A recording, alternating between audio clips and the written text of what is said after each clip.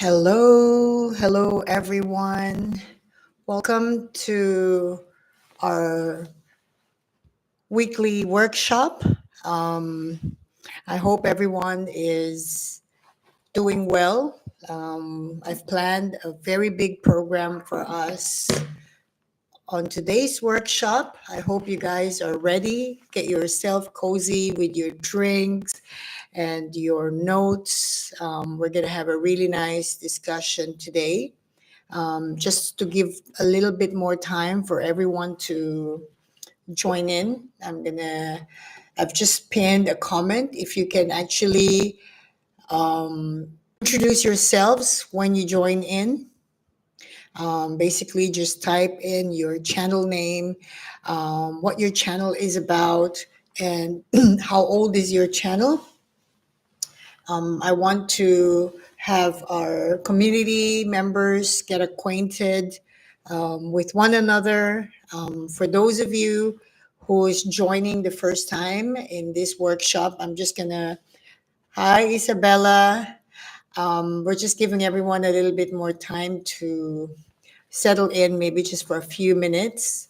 I'm actually, just to give you guys a heads up, I had to take two painkiller today. If in case you see me on the camera, suddenly looks like I'm having muscle spasm because I pulled something on my back when I went to the gym today. So yeah, so it's a reminder to remember that we have to warm up or have to warm up. I was rushing that I didn't do that. So yeah, I'm on. I took two ibuprofen just now. So all right. So again, for those of you who are just joining in the workshop, if this is your first time, we've been running this series. I've had Isabella in another channel doing collaboration sessions about this topic, but here in my channel, I also dedicated a couple of live streams to simply work on, a couple of helpful workshop sessions for all of us, as we are all small channels and we're all trying to grow. So I'm just gonna a quick introduction. Sorry, a quick introduction to the program for today. So again, like last Friday, I know that we ran out of time, and so I thought, why not do it again as a part two? So just a quick recap. I saw some people coming in now. Hi, please feel free to type in on the chat box introduce yourselves because everyone can see that. What's your channel name? What your channel is about, and how old is your channel? So feel free to do that because when we do the live and everything is in motion, sometimes we couldn't really catch everyone's, or I also couldn't catch everyone's details there. So please feel free to post it there. So let me just share with you guys today's program. Just give me a moment because I really wanted to give everyone um, a little introduction. So basically, if this is your first time to join our weekly workshop for small content creators, welcome. And I hope that this will not be the first time, this will not be the last time for you to join our session. My goal is to incorporate this live stream session that I call workshop. I want to do it every Saturday when possible, unless I fall sick or unless it's a big holiday. But I figured workshop is a place for us to grow. It's kind of like learning, like classroom setting, if you may. So that is exactly my goal for this weekly workshop. So again, if this is your first time, you might be wondering what is this live stream about. We cover pretty much everything any small content creator faces, from the technical part of it, the technical aspect, the content creating aspect, the emotional aspect, maybe the mental aspect, all our challenges. So every week, I play it according to what I've been through as well, and the feedbacks I received from you guys. So yeah, so every week will be a workshop for all of us to kind of really, see how we can improve our journey as small content creators. So just a quick recap from last week's topic. We obviously covered, if you were here last week, you can see basically the timestamp. On the timestamp, you can see the topics that we covered. But if it's actually your first time to join in, just feel free to go to the previous live stream, and you will see the timestamp there. So let me just share with you the agenda or the topic that we're going to go through for today. Basically, I want to talk about analytics. This is something interesting for you. I prepared a very extensive material for this topic. I also have on my list subscribers. I want to talk about subscribers. And the third topic on my list, I want to talk about channel name, niche, and a second channel. So all of them fall in the same bracket. And of course, for the fourth topic, I also want to talk about prevention from burning out. That is the content creating aspect. So I think the four topics I have prepared for today's live stream are very exciting. We can all relate to that. This is something we all um, go through in different levels. Maybe you've been in YouTube, you've been content creating for as young as myself. And having said that, let me briefly introduce myself.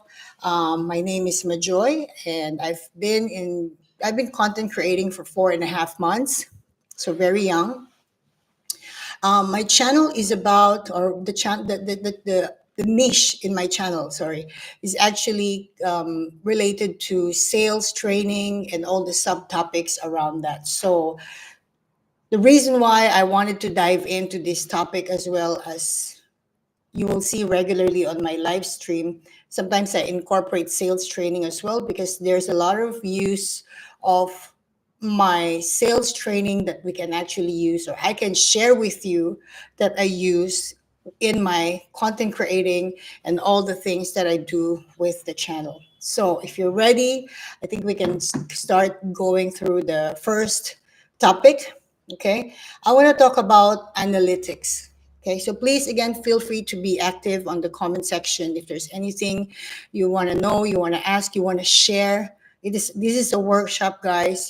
This is where we all share each other's experiences, what's worked for us, what's our challenges, and ultimately the mission of workshop.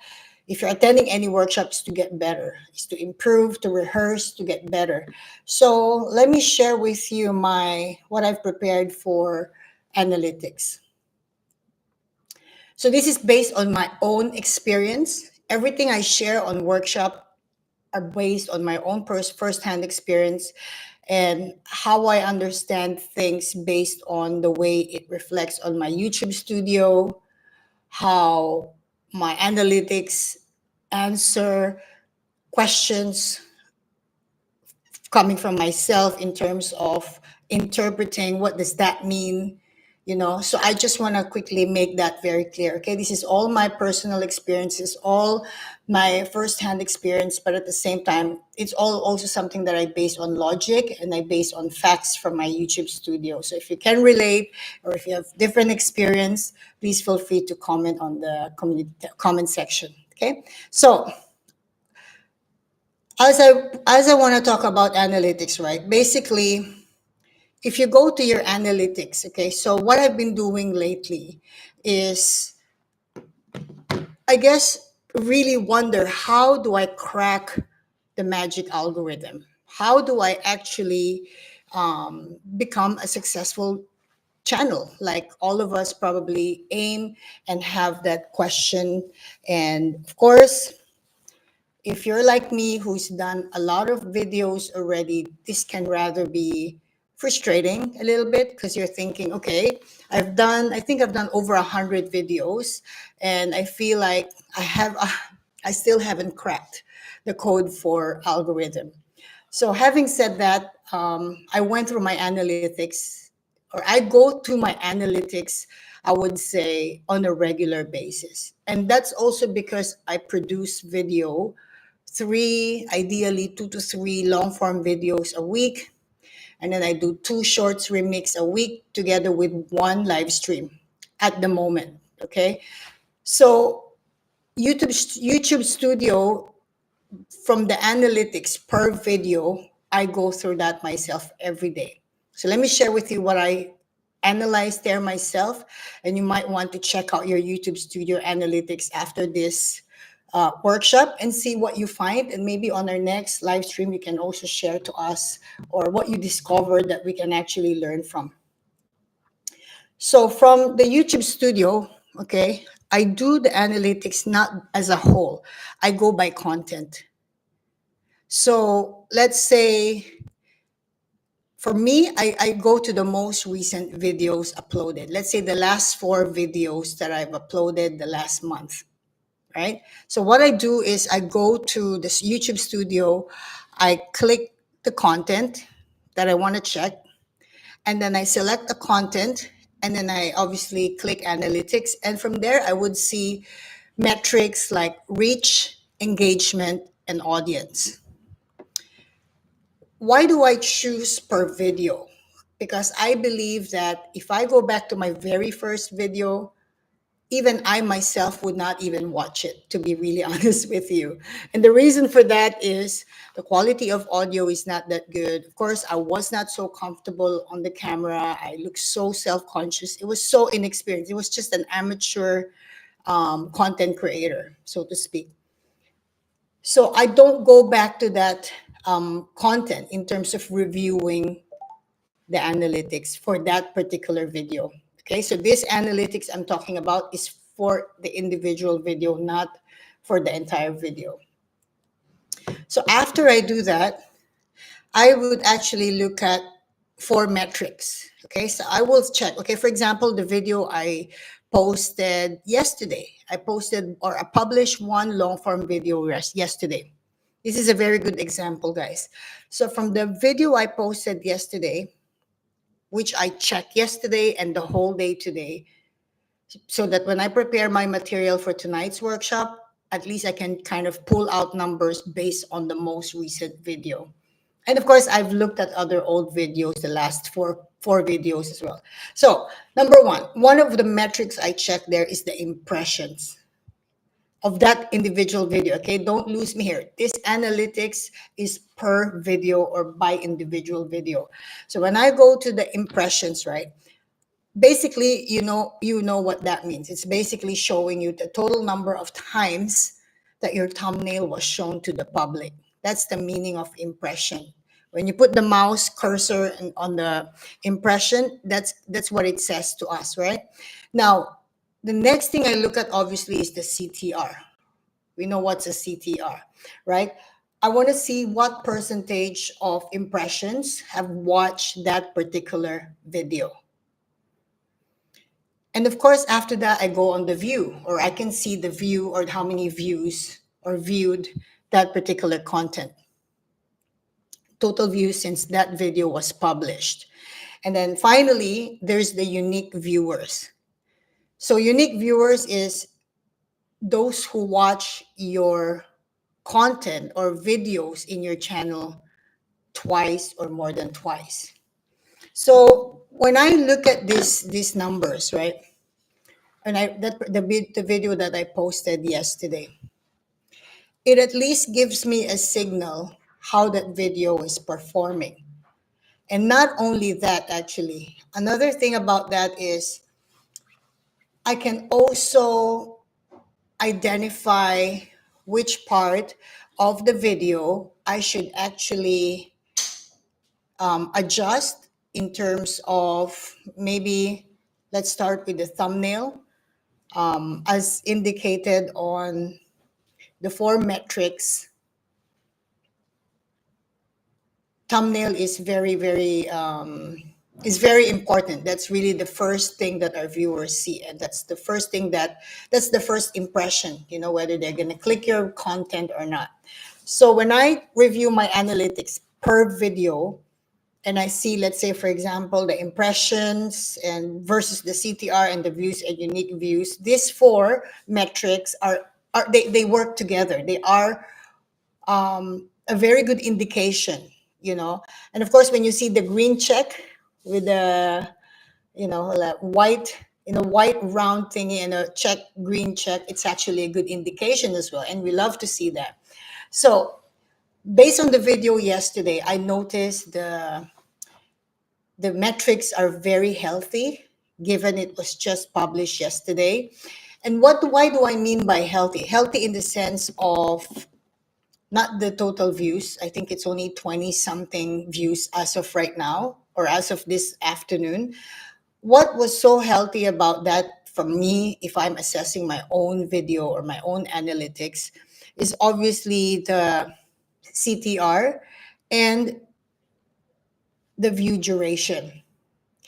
So I don't know about you guys. Please feel free to comment down on the comment section. YouTube has never been so clear or so indicative of what is actually a good CTR. Some says 50%, some said above 50%. But is that even achievable? Have you ever achieved that number? But I think for me, when I see the green check, I interpret that as a passing grade for YouTube in terms of CTR. So I'm at the same time, I feel like it's also a way for me to know whether this video still have a chance to grow. And this takes me to what I do as well, which I want to share with you. So if I see my analytics, given those four metrics, are not very impressive or are not promising, what I do is, or for example, it's not really, it doesn't look good, right? So what I do is I put that on my list of videos to revive in a week's time. If you've joined one of the live stream I've conducted last year, I've talked about reviving your videos or your channel. So what I do is I whatever videos did not appear to have performed at the very minimum, I put that on my to revive list. So to revive list, meaning every week I go back to those videos that are not really performing so well, or did not have a good CTR, or did not have any green check at all. And then I kind of go through it individually and say, okay, let me redo the thumbnail. If you're familiar with my channel, I've probably redid my thumbnail a couple of times since my first week as a content creator. So I make an effort to do that because I feel like, okay, if there's one thing I need to improve, is really the thumbnail, because that is just the very beginning of me reaching out to the viewers. And I'll explain later what my understanding is with algorithm now that I'm on almost 5 months, and I've seen videos in my playlist that have performed, live stream that perform, and those who didn't perform as well, and so on and so forth. Isabella, I have noticed lately that some of my older videos are suddenly receiving views. Yes, correct. I noticed that as well because, again, this is the thing, right? It's really, really a slow growth for small content creators. It doesn't matter what niche you have. And I've seen this to myself, but the increase on views are very baby steps. You know, let's say, I don't know, maybe 2 to 3 views increase a day, maybe zero the following day, maybe the next day there's 4. So it's just baby steps. So again, I see people just joining in. Welcome. Please introduce yourself to the comment section, your name, your channel name, what your channel is about, and how long you've been on YouTube. Hi, John. Our regular from the UK, good to see you guys. I'm at work, just pop to say hello and show some love. We'll catch up with the uploads later. Yes, John, please do, because today's topic is really good. I highly recommend you find a way on your free time to go through the list later. Okay, it's very good topic today. So again, going back to the analytics, so checking those metrics, because now if you've been on YouTube or you're running your channel for more than 3 months, okay, I think that you have more analytics report to go through. I remember my first few weeks when I go to analytics, it's really empty. There's not much to see there. And I think that every content creator, analytics is your workplace. That's really where you work. That's really where you find what you have to work on each day from your YouTube studio, from the analytics. It guides you to, okay, what am I creating today? Guides you to, okay, what do I have to improve right now? Or what should I keep doing because it's working? So analytics is the number one topic I picked for today's workshop. Welcome to those who just joined in. Analytics is the first thing that I talked about for today's workshop, is because now I can see. That's why I asked how long you've been, how old is your channel, and I see some of you saying 5 months, 7 months, and so on and so forth. Now you have access to some data in your analytics. And when you have that, including myself, we have data to play around with every day to lead us to improve, to succeed, and to make some necessary corrections. Please type okay or yes if you agree on that idea. Why analytics, or our analytics right now, is a source for us to really get better as we get on day after day of content creating. Also, I also don't think that it was healthy for me to watch big channels talk about analytics, because I cannot connect to that. That's not really that's not my numbers. That's really not my analytics as such. Okay. So let me just quickly share with you what else I have to say about the analytics. So again, there's the four metrics: impressions, CTR, views, and unique views. Those are the views, or those are the metrics I recommend you check per video. And have a sheet of paper, take note of videos that have good CTR, good impression, good views, unique views, and then put another sheet of paper where you write down the ones that did not do the same as the other one. Now, in conclusion, this is my conclusion with regards to me going through my analytics report for the last 4 videos I've produced lately. Number one, I have therefore concluded that algorithm pushes my content not just based on total subscribers and total views. View being 30 seconds. You know, when somebody watched your video for 30 seconds, that's counted as one view. So what I'm trying to say is my conclusion so far with how algorithm uses my analytics is simply by also not, but it's simply not based on, sorry, it's not only based on the total subscribers or the total views. You know, we're all trying to crack the algorithm. You know, we're all trying to crack how will algorithm work for us. And of course, ultimately, my conclusion here as well is YouTube algorithm will not push my video if I have 2,000 subscribers. That's not the basis of algorithm. YouTube's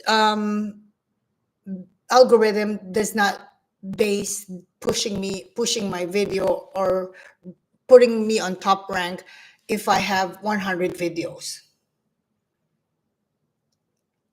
The way for algorithm, in my opinion, based on logic and based on my own profile and my own experience at this point in time, I'm so convinced that algorithm is pushing my channel or my video not based on subs, not based on how big is my subscriber, not based on how many views I have. Because if you look at the homepage, right, you'll see videos, especially in 2025, you'll see videos really even zero view is up there on the homepage.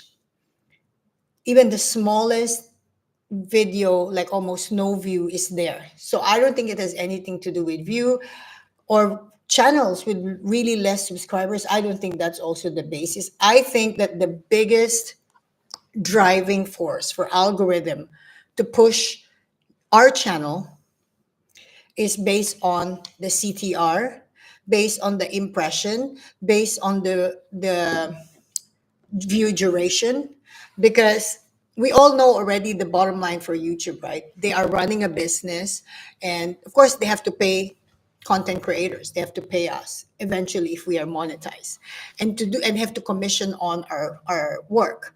And to do that, the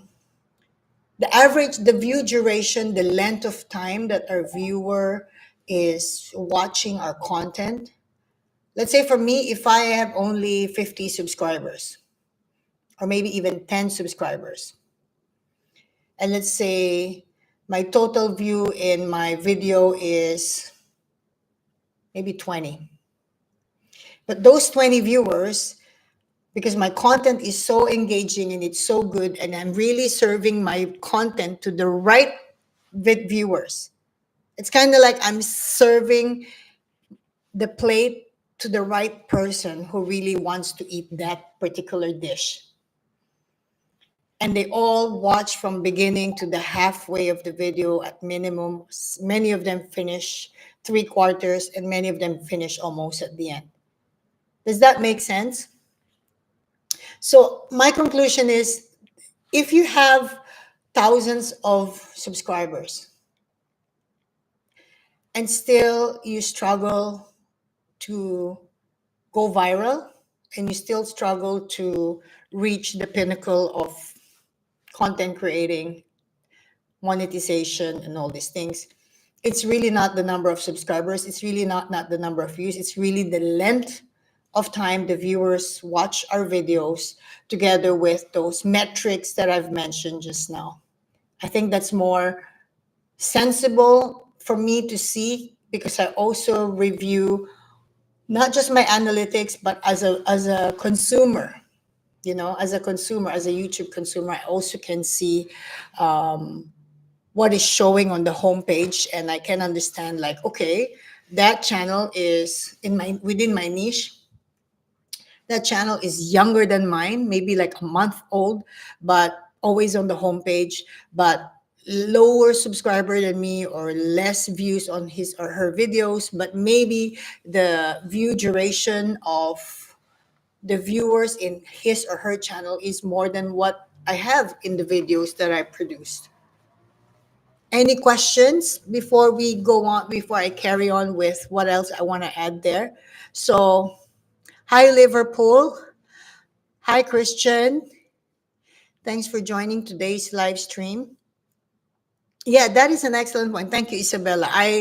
Again, it's just really important to do workshops like this, because this is why I'm so driven to do workshops like this, because I learn as I go, and I'm able to share my personal experience, but at the same time, if we're all working as a community in terms of how we perceive things, how we interpret things, think of it as a school project, right? If there's a school project, and it's a group of students in one project, everyone has a different contribution for that project. And that makes the project really successful, and that's how the project will work out. Okay, so take note of that. It doesn't really matter so much for algorithm, how many subscribers and how many views. Let's focus on how can I create contents that are engaging enough that my viewers will actually watch more than 30 seconds. Because the longer they watch, the more the algorithm can pick up, okay, I can, this channel may be small, this channel may have less view and subscribers, but the duration is long. So we'll keep pushing because this one might have good, because algorithm is not a person, right? This is not the person who sits there and have a very fair way of judging every content, right? It's not like some a person there, they hire a room of people and say, okay, let's watch Majoy's channel. Oh, her content is very good. Oh, her context, her explanation is really on point and everything. I think we wish that's the way, right? Especially those who create educational videos. Don't you wish that's the way it works with algorithm, where it's a person really having a fair and clear judgment? But that's not the case. So I really believe that what we can learn from this particular situation or a fact, what we can take from this fact is how we can actually improve our content creating, that it's engaging enough, that our viewers will stay longer and longest. If they can make it to the end, make it halfway through the end, and then they continue watching it when they're free time or when they're back home because they couldn't resist to not complete the whole video, then that would definitely give a signal to algorithm and say, hey, this small channel has a lot of has longer average view duration. What do you think of that? So I also want to share in today's workshop, for all the topics, I want to summarize each topic by saying what I have control of and what I don't have control over. Okay, so analytics, I've already went through my points there, the metrics, and what I conclude, or what is my conclusion from those metrics that I can learn from, that I can actually find comfort, that I can find motivation, that I can find encouragement. I want to close the analytics topic by just sharing with you what I believe I have control of. What I have control of: creating quality content, consistently producing good contents and consistently producing contents every week, improvement on each video that I create or created, focus or stay focused, and staying positive despite tough days. Those are the things I can commit to myself every single day after understanding what I've just went through with you guys. What I don't have control of, you want to guess? According to my list, algorithm and my competitors.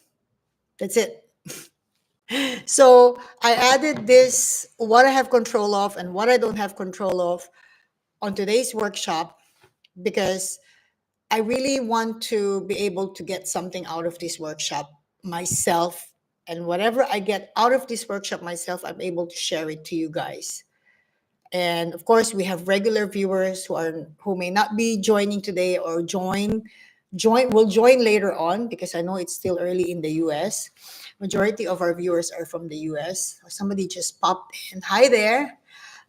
So having said that, I might have to touch on this later again, guys, if there's going to be more coming in, like a big group later on.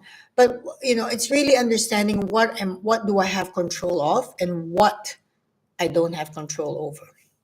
Isabella, yes, this is what I'm working on, how to make my content engaging. Yes, I agree. Um, Making our content engaging, that's definitely another topic we can explore on this workshop. everyone has a different niche. You know, you may be doing vlogs, you may be doing sales training like myself, you may be doing many other types of educational materials. Some of you may be doing some um, sub niche. I know, like some of the regulars that I follow in their own channel, some of them are kind of doing different things in their channel as well this 2025. So that's good. So again, like I said, in this particular topic algorithm, just remember, really, instead of being frustrated, just really spend time looking at your analytics on those metrics that I've just went through with you. If you don't have any questions, we can carry on with the next thing on today's live stream. Okay, this is definitely going to be a very good topic. Next topic, guys, is let's talk about subscribers. What are your thoughts on the value of subscribers?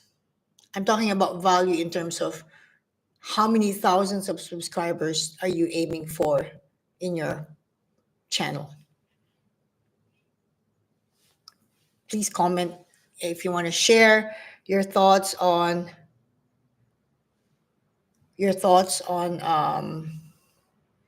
how many subscribers are you aiming for.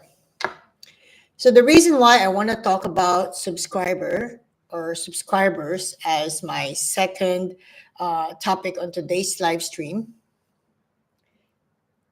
is because this is something a lot of small channels are always eyeing for at the very, very early stage of content creating.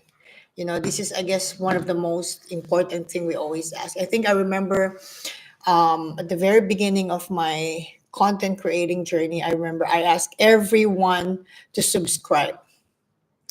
I've asked my aunt, my uncle, my husband, my relatives, everyone. And so that's the beginning of any content creator. That's what a lot of content creators are very eager to grow. There's nothing wrong with that. There's really nothing wrong with that. I think for me, I will be so happy if my viewers, my subscribers are really watching my work, because it makes all the effort and the passion in creating a content, it makes it all worth it when you have viewers who watch it because they really get a value out of it, or if it was really useful for them. So of course, ideally, as small content creators, as small channels, we'll be happy to hit at least 1,000, right? 1,000 is the magic number. And I think it's fair to say that once we hit 1,000, we can focus now on the watch hours. It's common sense. Isabella, I don't think I'm aiming for a number. I want engaging community. Same. However, 1,000 is the number you need for monetization purposes, and of course, watch time hours. Agree. So, why did I pick subscribers for today's agenda, for today's workshop? Let me share with you why I picked this. Personally, in my community, there's a handful of regular subscribers. What I mean by regular subscribers is they are actively joining live stream, or they're actively posting comments on the community tab, or comments on the videos that I've produced, whether it's long form or short. So there's a handful, not a lot, but there's a handful. But I also recognize that there's a lot of subscribers in my channel who are probably what I call the watchers. They watch, they consume, and that's okay. You know, they are just people who don't really necessarily feel like they need to say a lot, or leave comments and stuff like that. So I'm totally okay with that. I still appreciate them for subscribing, and I'm sure that they view my content, because if I have, let's say, um, let's say 100 views in one long form video, I could say that the regulars might be 10% of that. The rest would be from different areas. So my topic today about subscribers is I want to share with you, this is my take on that moving forward. My focus is to really focus on my own subscribers. First, I want to focus on the subscribers in my channel. While I am asking for new viewers to subscribe if they want to, while I appreciate new subscribers every day coming from my shorts video, from my live video, or someone who just bumped into my live stream like last week, I do appreciate that those new subscribers. So what I mean by focusing on my own subscriber, and for your case, imagine focusing on your own subscribers. So what is the idea that I'm trying to share with you guys? So what I'm trying to do is, or what I have in mind is, focus on my subscribers simply because they are the first to get served with my contents. Hi, Destiny. I'm so glad you're here. Please join. We have very, very good topic. It is really good workshop today. I hope you're not cooking or working today. So relax, have a drink, and hang out with all of us. Please, Destiny, type your channel name, what your channel is about, how many months are you on YouTube, so everyone is kind of getting acquainted in this room right now. So I'm gonna fill you in later, Destiny, together with the rest of the guys, the regulars who come later on, about what we talk about at the beginning. So again, so subscribers. This is the second topic, Destiny, just to fill you in. The second topic for today's workshop is subscribers, focusing on your own subscribers. I know each of us have our own regular subscribers in our channel. I know each of us have regular subscribers that we're so comfortable. Like I would say, hi, Destiny, as if we know each other. Hi, Isabella, as if Pumpkin and John. There's a bunch of guys, like I feel like we've known each other for a couple of months and I feel like we've met in person before. So you guys have subscribers like that in your channel, correct? So the idea that I have in mind is, if you have that type of subscribers or that very interactive subscribers in your community, focus on them because they are the first to receive, or they are the first to be served of the contents you've just published. You know, when you publish a video, or when we publish a video on YouTube, the first people who will be served on the first hour, 30 minutes to an hour, will be our subscribers. Again, this is algorithm doing this. It's obvious, you know. They're not serving this to random people. They're serving this first to those who are in your subscriber community, those subscribers who's actively leaving comments on your comment section. Those are the regular subscribers who attend your live stream and watch your videos. So my advice to myself, and I'm sharing it to you guys on this workshop, understand who are your regular subscribers. Value them. I value you guys. That's why I go and check your own live stream. I go check your own videos, because that's how it's going to work for us to have this community that grows from 5 to 10 to 20 in a year. In a year time, maybe it's 200, maybe more. So going back to the subscribers, right? It's very important to understand who are your regular subscribers, and then understand that they are the first people to receive. Every time you publish a new video, they will be the first to view it or to receive it. Now, having said that, analytics, again, I'm still going back to analytics and algorithm. I'm just going to call algorithm algo, like a person, algo, okay? So what do I do? What do I do with understanding who my subscribers are? This is still related to using my analytics to lead me to my work every day. Let me just touch on that really quickly. I don't know how many hours you spend on your YouTube work, on your YouTube studio, or working on your YouTube channel, or preparing your content, or going through your analytics. I don't know how many hours you spend in a day. Feel free to post that because this is very important segue to what we're talking about. For me, I would say this is super full-time job for me. Content creating, YouTube channel. Since I became part of this, since I enrolled to this huge responsibility, I feel like I've been doing YouTube since almost 5 months, and it's been full time. Literally now it's 9:45 p.m. in Singapore. The moment I wake up in the morning, that's the first thing I do when there's nothing so important to do yet. And then get other things done, my housework, my kids, my cooking and cleaning and my gym. And then I go back and then I carry on. So it's super full-time job. Now, what I'm trying to say here is YouTube is another full-time job for me. Yeah, I know, Destiny, you have a proper full-time job and YouTube. I think we are all I think majority of YouTube content creator, the small content creator especially, um, we are drawn to have YouTube content creating to be our super full-time job. We work full-time. We work more full-time than the monetized ones. Or we work more full-time than the ones who's already been in the game for a year or 2 years.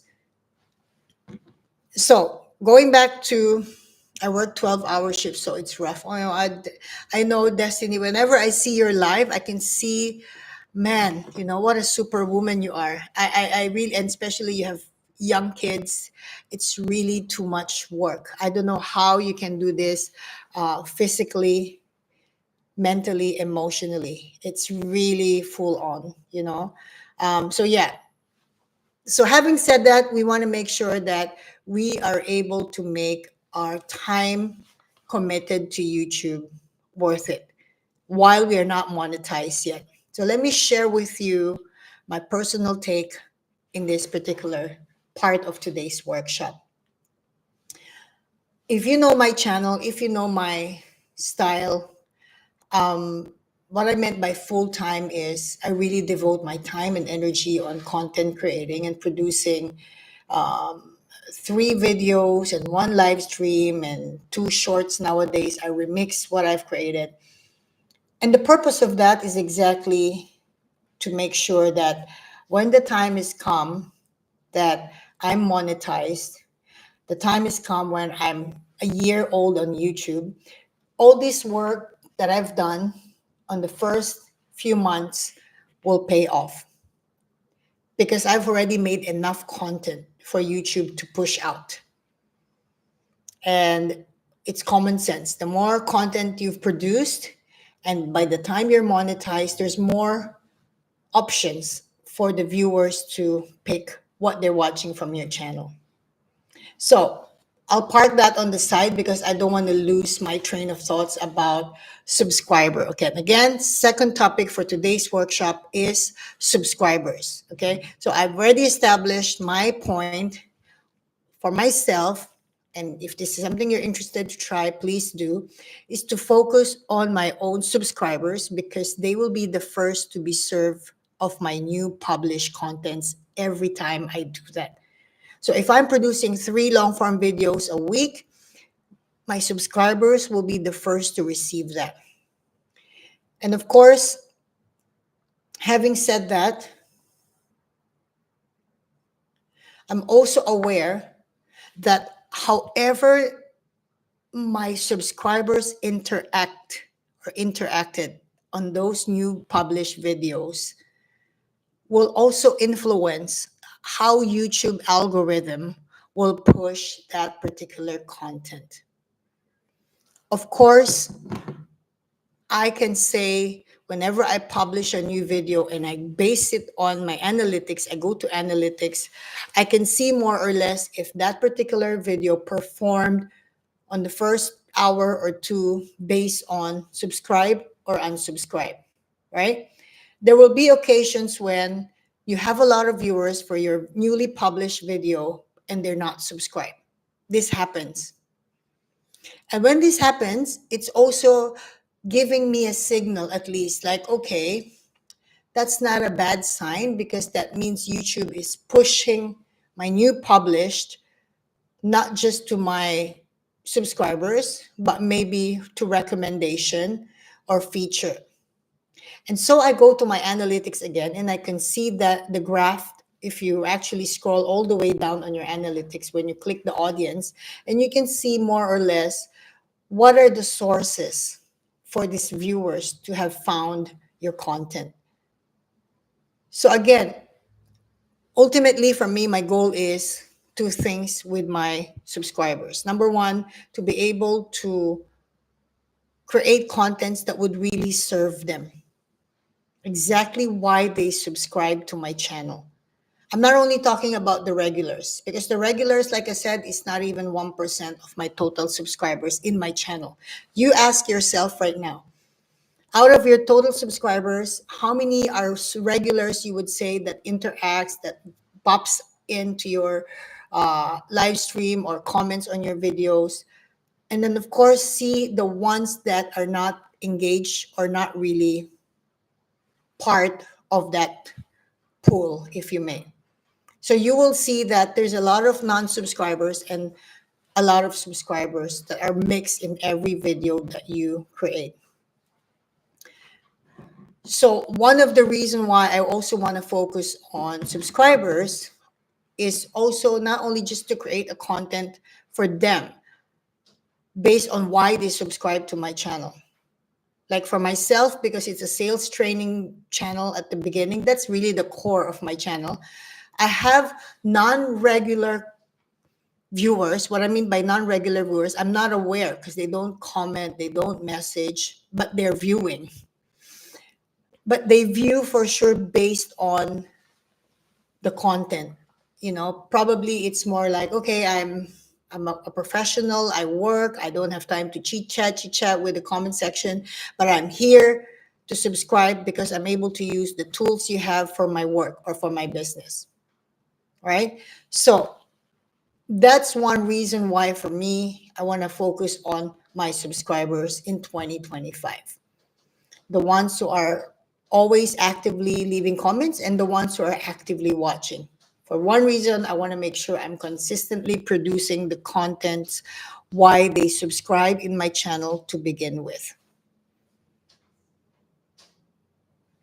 Probably 15. Yeah, I think we all have something like that, at least 10 to 20 maximum. But if you have 500, 700 subscribers, Destiny, you know that there's a bunch that are just watching but are not very interactive. So really also still in my thing, this is what I'm going to do. I'm still going to make sure that I'm producing the content that I've been producing similar to my early days, because those are the reasons why they subscribe to our channel.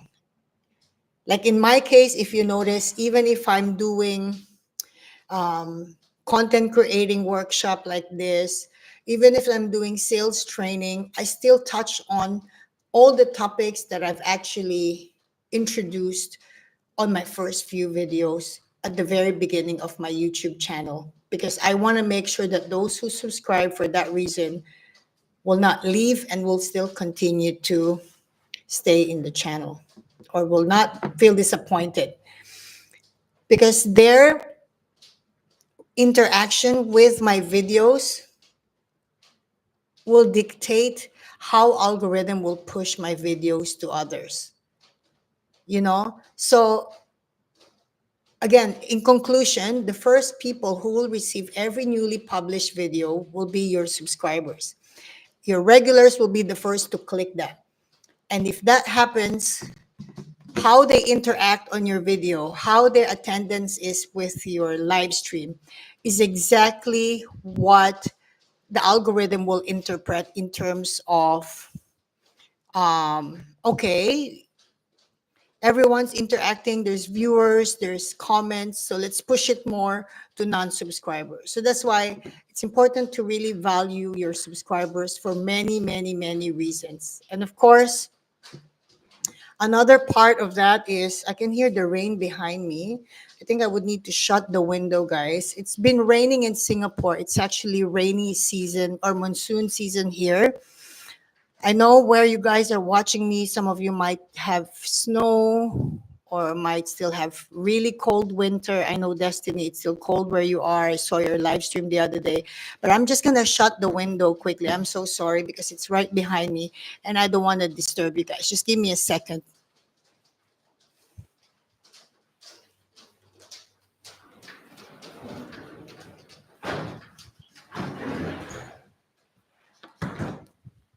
Okay. So, as I was saying, so yeah, really focus on your subscribers because they are the core of your channel. At the same time, if you haven't really made use of your community tab or your community section in your channel, if you see me, I'm always using it. Whether somebody reply, somebody respond on my post or not, the idea of that again is for discovery and also to stay connected to my subscribers. I want my subscribers to know that, hey, you may not be responding, you may be busy, you may not care about this little survey that I post or whatever I post on my community tab. It doesn't matter, guys. The bottom line is it's your channel. You do all this initiative to make sure that your viewers are able to, or your subscribers are able to stay connected with you.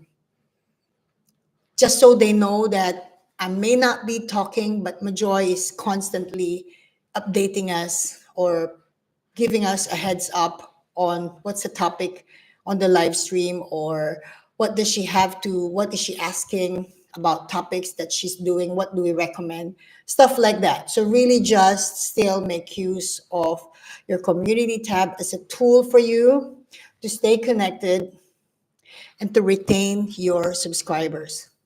I'm a salesperson, as you guys know that by now. One of my initiatives to retain my clients when I was actively doing sales is I stay connected with them. Whether they reply or not, I stay connected with them.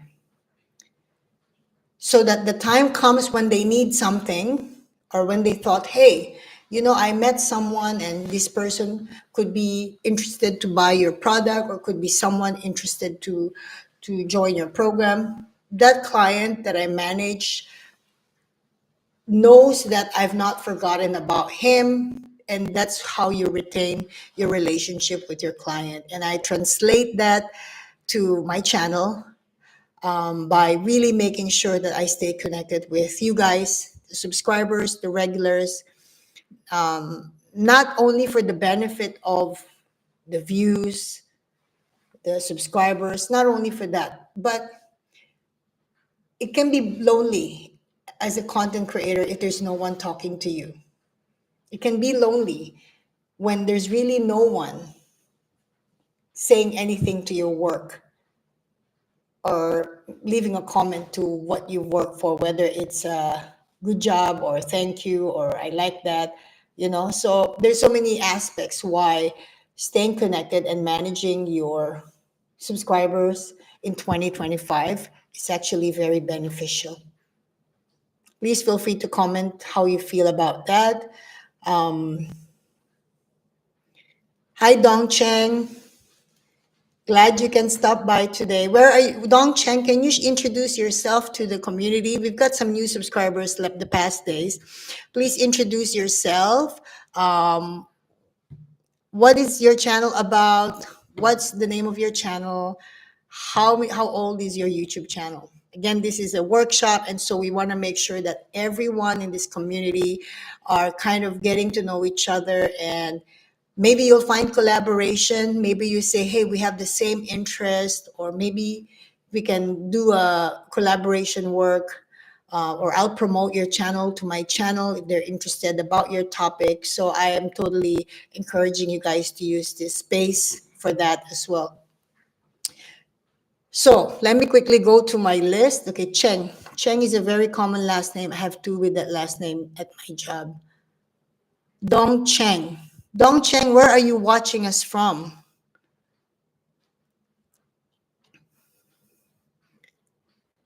I'm just going through my list quickly. Which one am I now? So subscribers. Okay.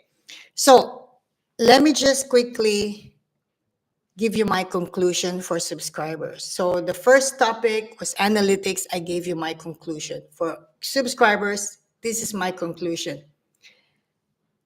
After over 100 videos, I have spent reviewing each video performance. And in my opinion, this is my safe interpretation and quite logical um, way of understanding the value of focusing on your subscribers.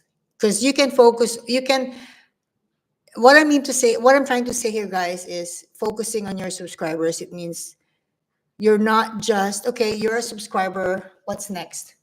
Really being connected with your subscribers. Now, the reason for that obviously is you create a community, you have regular folks became your online friends in the community of YouTube, in the community of small channels like what we have. So, Dongcheng, I'm here in KSA. Okay, cool. So please, again, share Dongchen your channel and feel free to share subscribe with anyone you want to do here and connect with them and check out their channel. Again, I also want to promote, if you're subscribing on each other, really check out their work. It's really understanding what others are doing. What can I learn from your channel?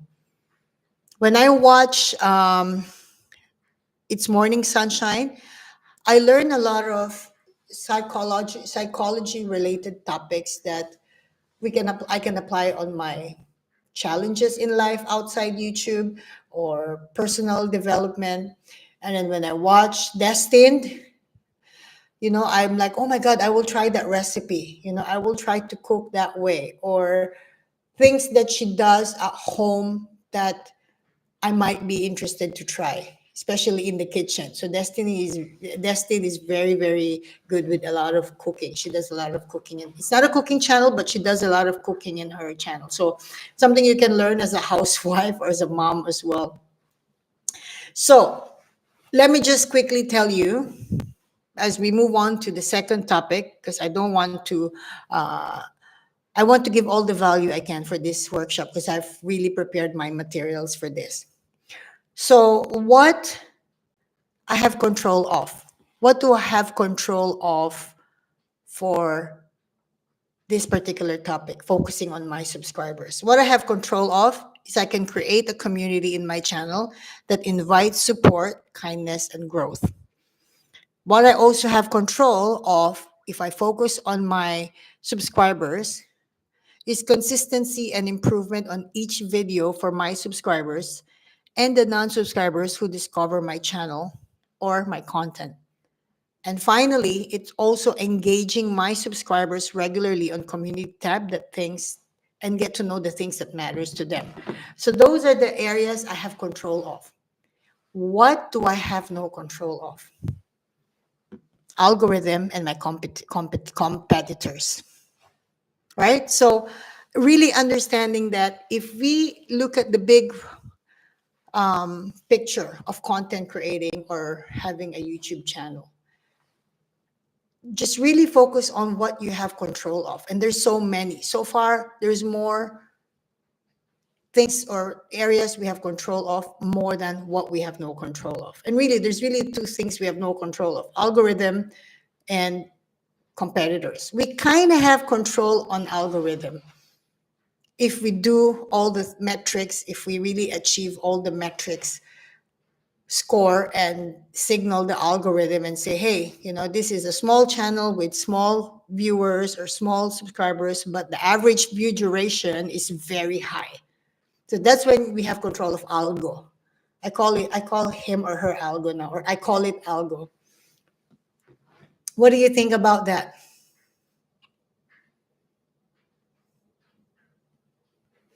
What do you think about that topic? So I hope that the first two topics are not overwhelming enough So first topic, hi, we have got some guys just joining in. Please join us. Please introduce yourself to the community. Type your name, your channel name, your channel is about, and how old is your channel. And feel free to mingle around here and promote yourself if there's anything you want to share, if you want to subscribe with one another, and if you want to see if you can subscribe and talk about what your channel is about privately, and you can do some collaboration. Please, this is a safe space for that. We've got more coming in. So let's move on to topic number 3. I have selected topic number 3 to be Isabella. Thank you so much, Majoy. When it comes to growth here, this is this valuable information.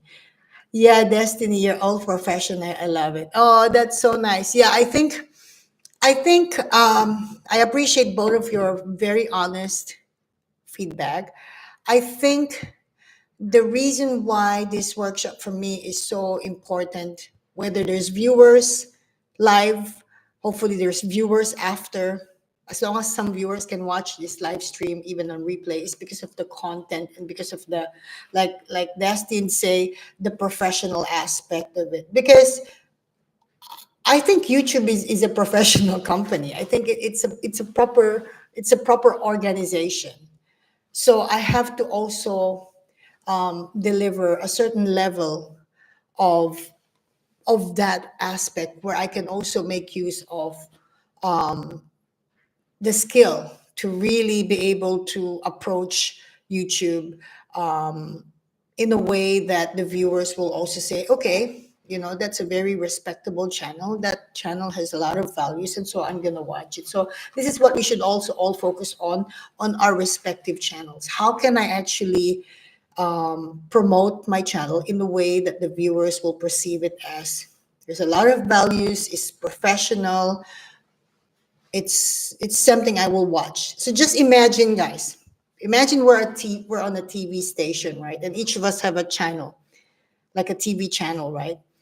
Everyone is just flicking the remote control, changing different channels. So of course, the ones that you really stop for and watch probably will be the one valuable you learn from. So I think that's really why the reason why I still focus on that, even if I have the lowest view on my past 2 videos, which I felt very discouraged. But at the same time, I thought, you know what, I'll just move on. I'll just keep doing and I keep doing. And guess what? The video after the very disappointing one had a much better result. Let me share this with you quickly since we're on this topic. I hope this will inspire you guys, okay? So please hear me out. If you're doing long form videos like me, I'm very big with doing long form videos. You know that already. Long form, 10, 12, 15 minutes, right? But a training video. What I've been really doing is I've been using remix, shorts remix on those long form videos to promote them and to share for YouTube to share as a shorts material. So what I do is I'll get a clip from that long form video that I find very there's a hook on that particular piece from the long form, and I remix that as a short form video. So I did that on my video yesterday. The video I created the days before that, I was quite not upset, but I was just like, oh, that's the performance of that video. So I thought, okay, the other day I thought I'm in the mood, so I recorded 4 long form videos back to back. Okay. So I'm good. I don't need to record any video for the next 2 weeks because I can play with those 4 videos and then remix them. So this is what I want to share with you that I hope will inspire you. If you're doing long form videos, that's why quality of long form video is very important because you cannot go wrong with it. It's really going to benefit you a lot. So what I did with my long form video, I published it yesterday, and then I did a remix of that in the morning today. So I gave the long form video a day to kind of be published and basically own the space in my channel to be the where the spotlight is, because that's the only video I published that day. And then what did I do? I did a remix from that video this morning because I wanted to still hope to promote that video. And I've already attached the long form video from that shorts remix. So if I have viewers who see that, they would click on the long form video. And this is what happened.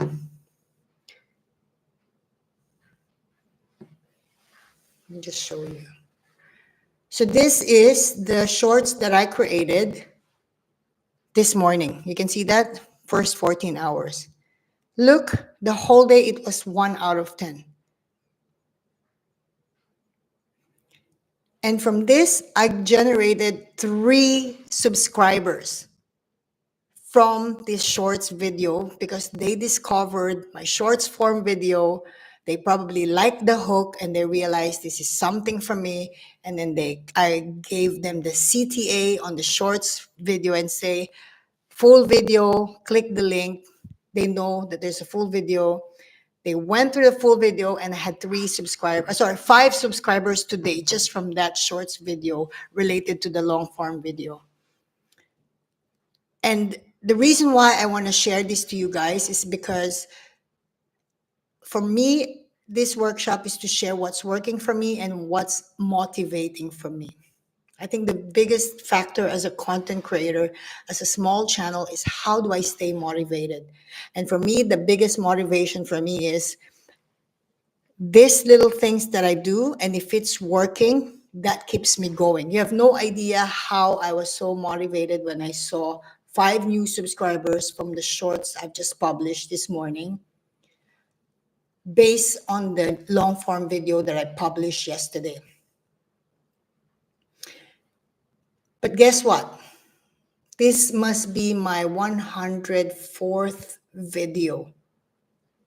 So if I go back to the quality of my long form video, back to the one yesterday, I would say this is by far the most comfortable, the most relaxed, the most put together video. Not that the rest were not, but I would just say like, okay, I'm learning, I'm growing, I'm improving now after 100 plus videos.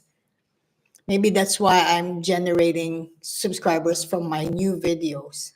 Maybe the average view duration, let me just share with you why, going back to my first topic today, why you should not be focused on, I need subscribers, I need more subscribers. You should be focused on how long your viewers watch your video.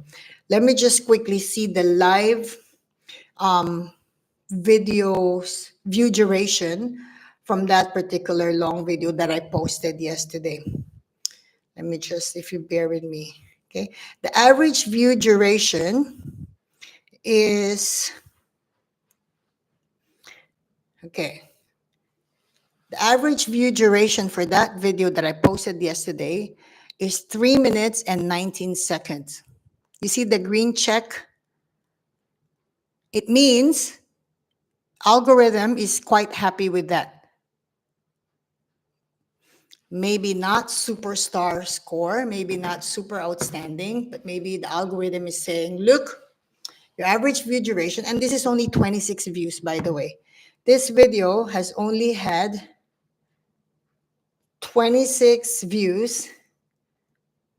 Yeah, only 26 views, and 3 minutes and 19 seconds view duration. This is the one I posted yesterday. And I created a shorts remix of that today, which had 500 something views, where I got 5 new subscribers. So this is a classic indication of what inspired me to, I'm going to make really quality video, good videos, improve my video every day.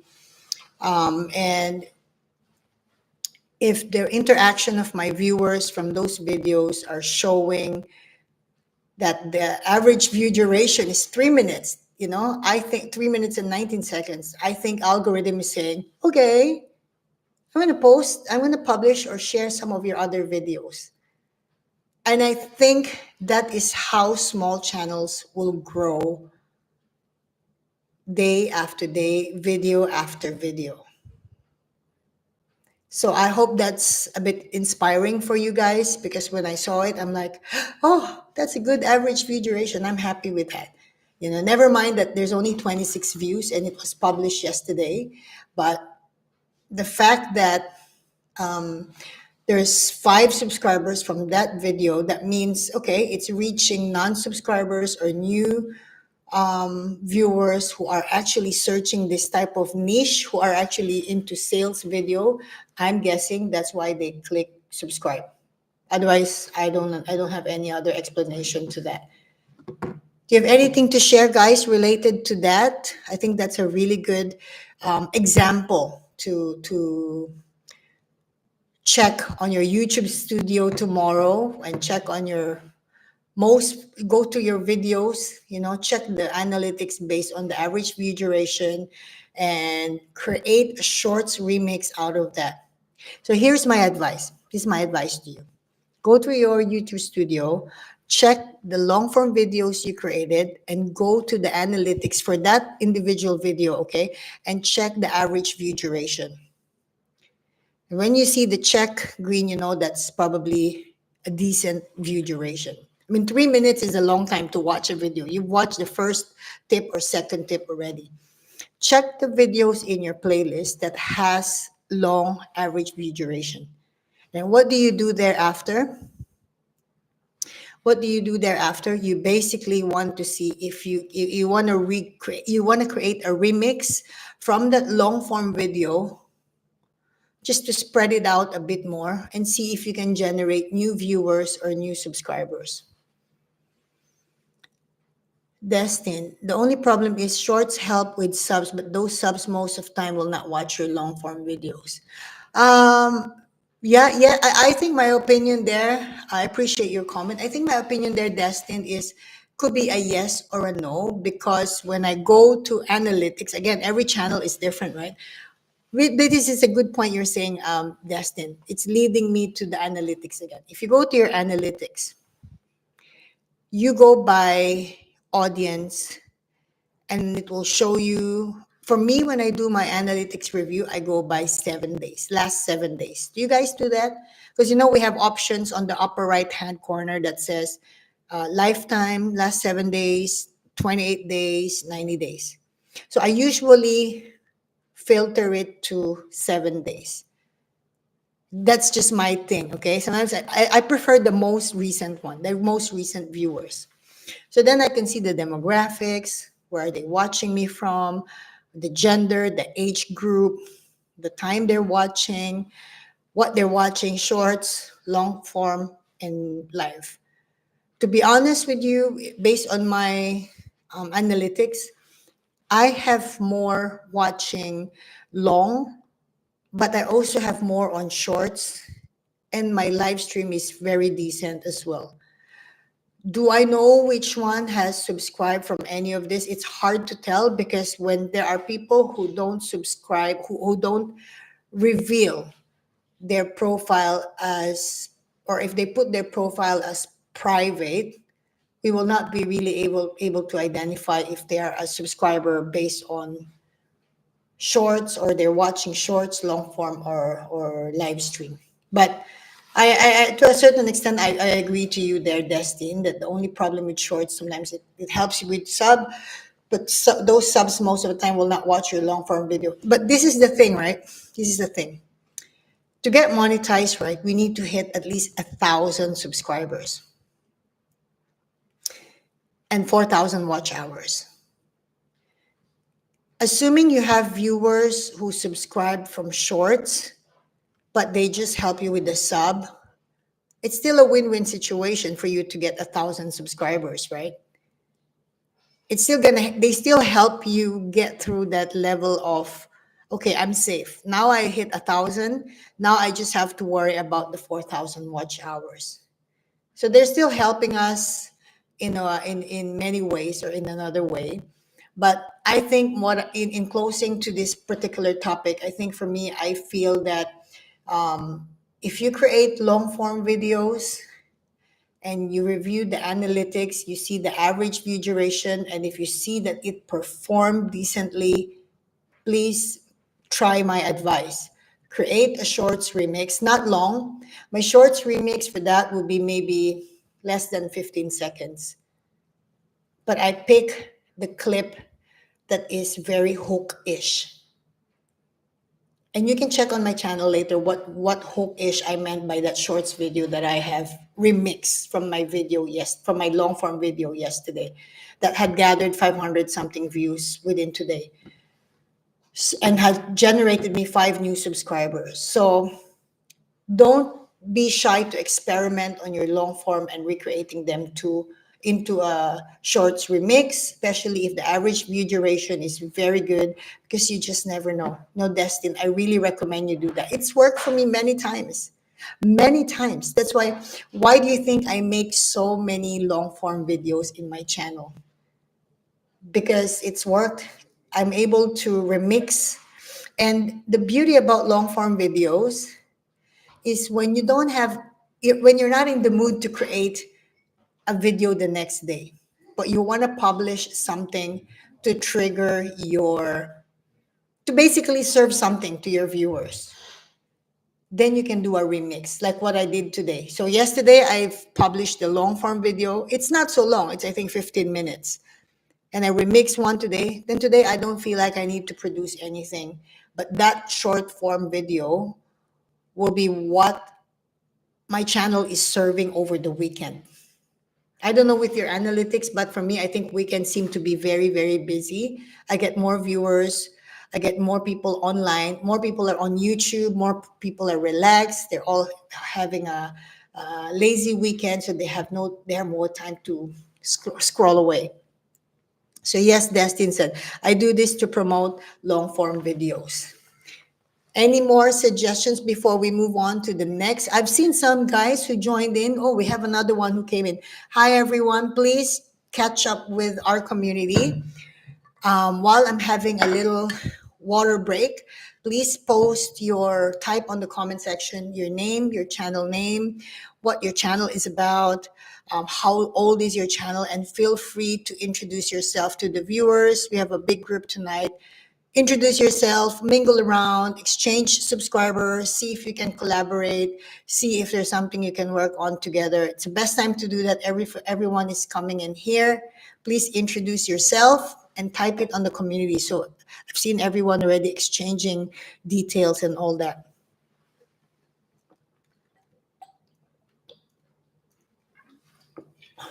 I'm so thirsty. Okay. Let me see. Now we're moving on to so we covered analytics, we covered subscribers. Now for the next topic, I want to talk about channel name or your niche or a second channel for 2025. This is an individual thing. I think, again, to be clear, everything I talk about on my workshop, in my weekly workshop here, is to really share everyone what I feel is worth sharing. It's coming from my own experience, what has worked for me, what did not work for me, but ultimately, it's also to share to my community or my fellow content creators in the community and see if there's something you guys can learn from. Because I feel like it's just worth sharing, Of course, at the end of the day, we're all on the same page trying to grow. So this is a good way to grow, not just asking, but also giving something in return to your viewers, especially if my viewers are my fellow content creators. I feel like that if you watch my live stream, I generate view hours. We know that, but I want to give back to you as well. I want to make sure that I'm also giving you something worth watching my content or watching my workshop or joining me here. Yeah, so I'm very happy to do this every week because there's a lot that I really learn from all the time, because this is really super full-time work for me since almost 4.5 months. Before we move on to the next one, okay, my name is Isabella. My channel aims to inspire and empower viewers with content focusing on positivity, mental well-being, and personal growth. Destin, I have to go get ready for a collaboration live and drink some coffee. I hope hop on. Thank you so much, Destin. I'm really happy that you made it. But check out the replay.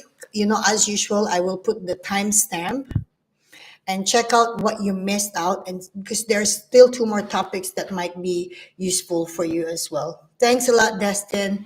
I appreciate you coming by. Have a good day. I know you're busy. I'll see you on your live. I also pop by your live. It's a very tricky thing with our different time zone, but we'll make it happen. We stop by everyone's live.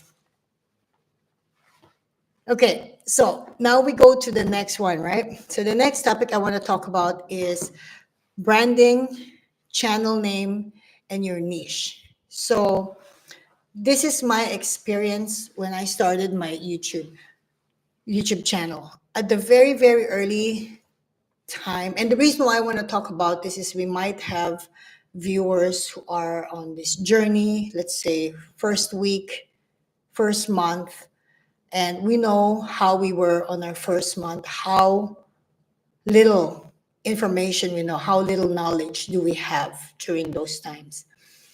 When I started my YouTube channel at the very beginning, the very first few weeks, I went through I think three different channel names. So initially, I tried to do something very cheesy, something very catchy. I experimented on a channel name, Telemarketer Are Us, instead of Toys R Us, right? So I've tried that. And then it didn't feel so right. I felt like, okay. And then I tried something else. I can't remember the other one. But the bottom line here is I ended up choosing my name to be my channel name. And there's a reason for that. I feel like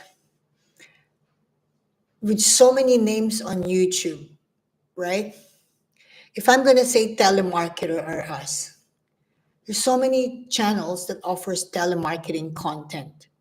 At least that was my very first few days or first week or 2 weeks on YouTube. Learning process, learning stage. And then I thought, okay, maybe I shouldn't do that. And I'm glad that I didn't, because now that I've learned a lot in YouTube or in the whole journey, all the technical side, all the practical side of you should have done it this way and that way.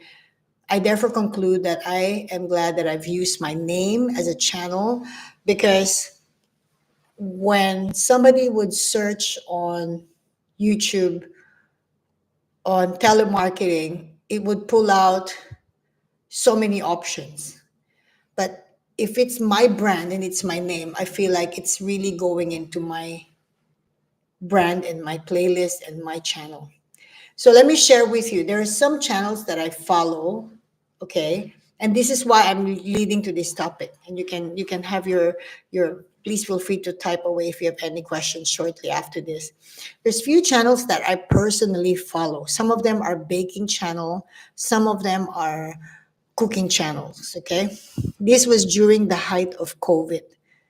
During pandemic, during COVID, we're home, we're just all on YouTube. I think that would have been a perfect time to have set up a YouTube channel.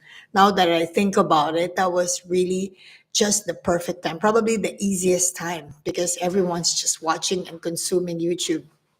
Now, some of these channels I follow, their names happen to come close to someone's channel.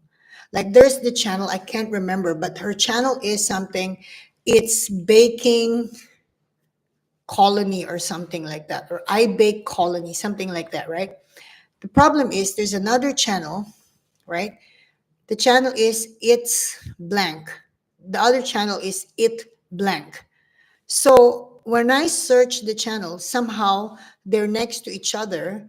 So I ended up always going to a wrong channel because their channel name is so close to one another.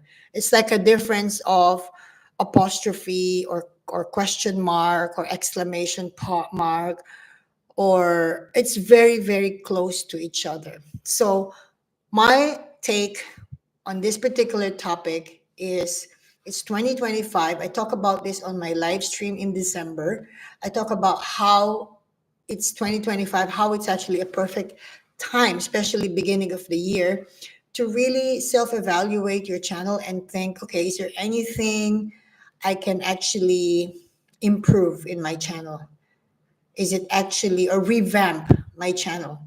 So check your channel name. Is this something that you feel might take off, or have you researched other channels closer to your name or closer to your niche that might draw viewers to their channel than yours because it sounds really close to one another? Okay, Isabella. Sadly, my name has several other content creators with its name. That's why I chose a different name. I did not want to use my credentials, but now I think I might. Yeah, yeah, you're right. Actually, it's Morning Sunshine. Her name is Isabella. Actually, I also noticed yours now that you mentioned at the very first few times or the very beginning since we met. When I was searching for your channel, there's a lot. I'm like, wait a minute. There's a children something. They have children's songs or children's story, and I think it's Morning Sunshine or something. And then there's another. There's a bunch within that it's Morning Sunshine. So I know that sometimes content creators don't want to use your own credentials, but think about why my channel is not growing in 2024. It could be because I am so close to other channels' name and brand, and that does not separate you from them. There's a lot of Isabella Grace, but not one with Dr. Isabella. Yeah, you might want to try Dr. Isabella Grace. Why not? I think if it's ultimately, if things were not moving so quick or so big for you in 2024 in terms of your whole channel in general, maybe you can experiment on different brand. There's another guy in our community. I saw his post on the community tab that he is changing his channel name. I think he might be here tonight. He's a sales trainer also. He does sales. New channel as well. His name is Omar. Omar, if you're here, please say hello to us. And I saw your community post and saying that you're basically sticking to a certain name in your channel and you want to focus on your niche, which is sales training. So again, at the end of the day, it's an individual thing. This is just me sharing my take on this and not telling you what to do, but it could be something you can consider because, like I said, in my experience, when I set up my channel initially, I was eyeing on a channel name as cheesy as Telemarketers or Us instead of Toys R Us. So I thought, oh, that's catchy. That's actually cool. But then again, the more I realized it, when people will search on YouTube, telemarketer, there's a lot. So maybe they're like, oh, this one, maybe this is the one that I'm looking for. But then again, no, it's my channel. So I just put my name. Then I feel like it's more, they can identify. It's more easier for them that nobody is in the same name as myself on the platform. Isabella, I thought it might be off-putting, but I will ask my community. Yeah, I mean, like I said, always involve your community with your thoughts because, like that other guy, Omar, he he joined us on live stream last week or last Friday, and he mentioned he's posted that to his community. So I guess he's obviously engaging his community to the idea of him changing his channel name or something to that effect.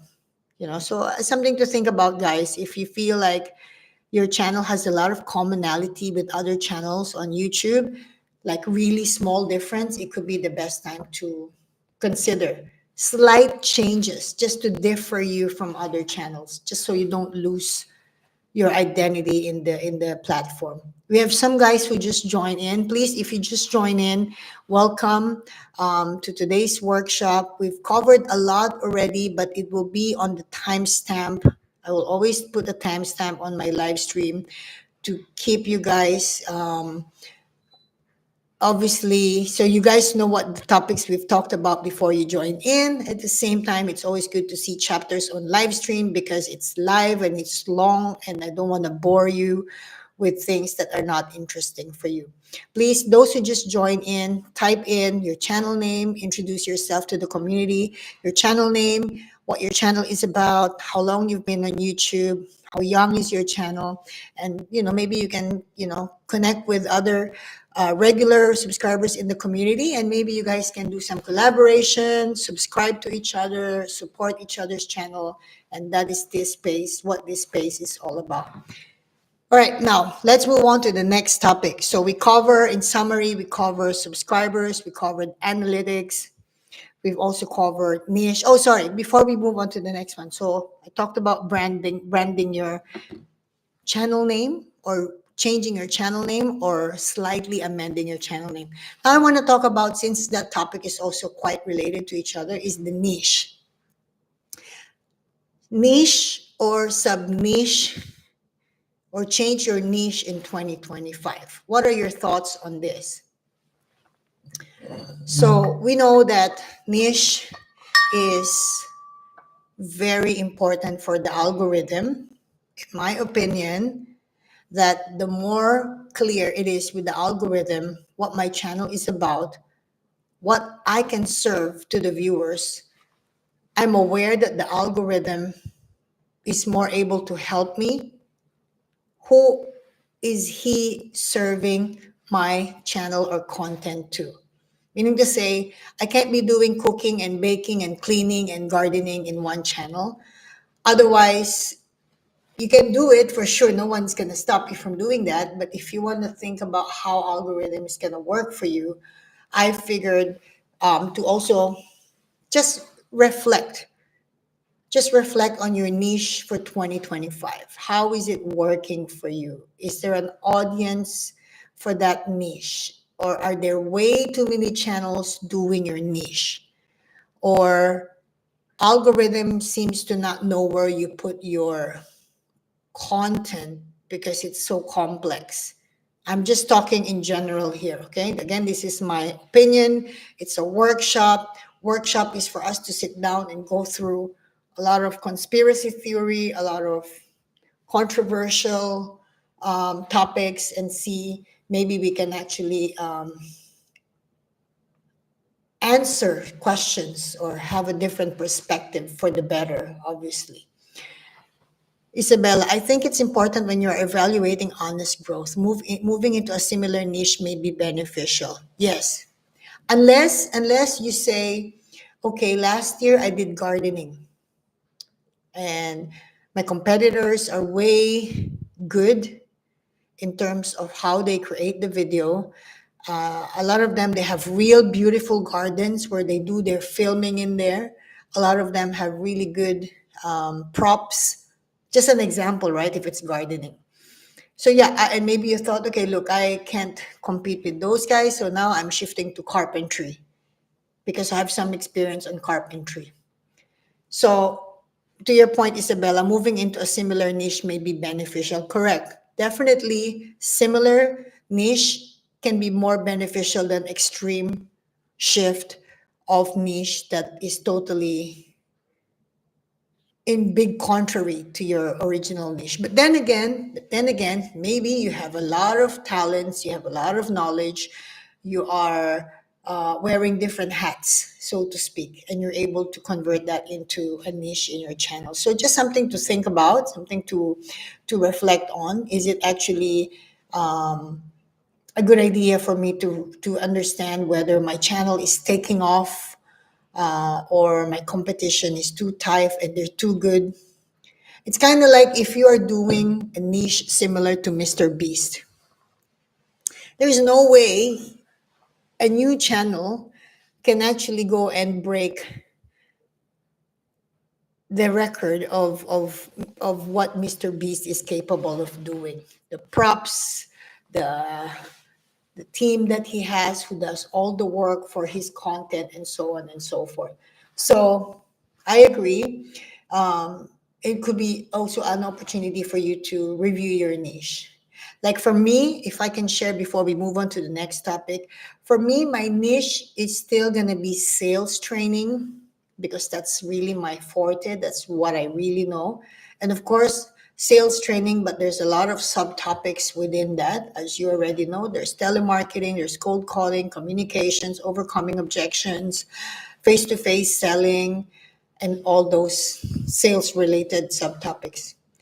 But on my live stream, and now I'm doing long form videos as well related to what the topics we have on our workshop, but still related to what I can share to the viewers in terms of what I use as a salesperson or in my sales job that I can actually translate into content creating that also benefits myself as a content creator.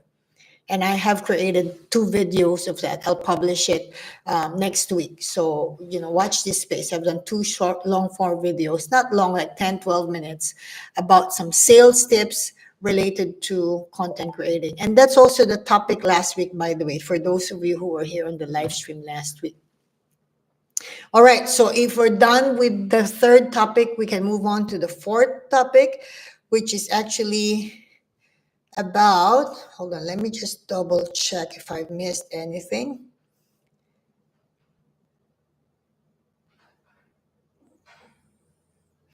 All right, now we go to the next one. Oh, sorry, second channel. That's the last bit, by the way, from the 3rd topic. Second channel. Does anyone here who have multiple channels? Not playlists, but channels.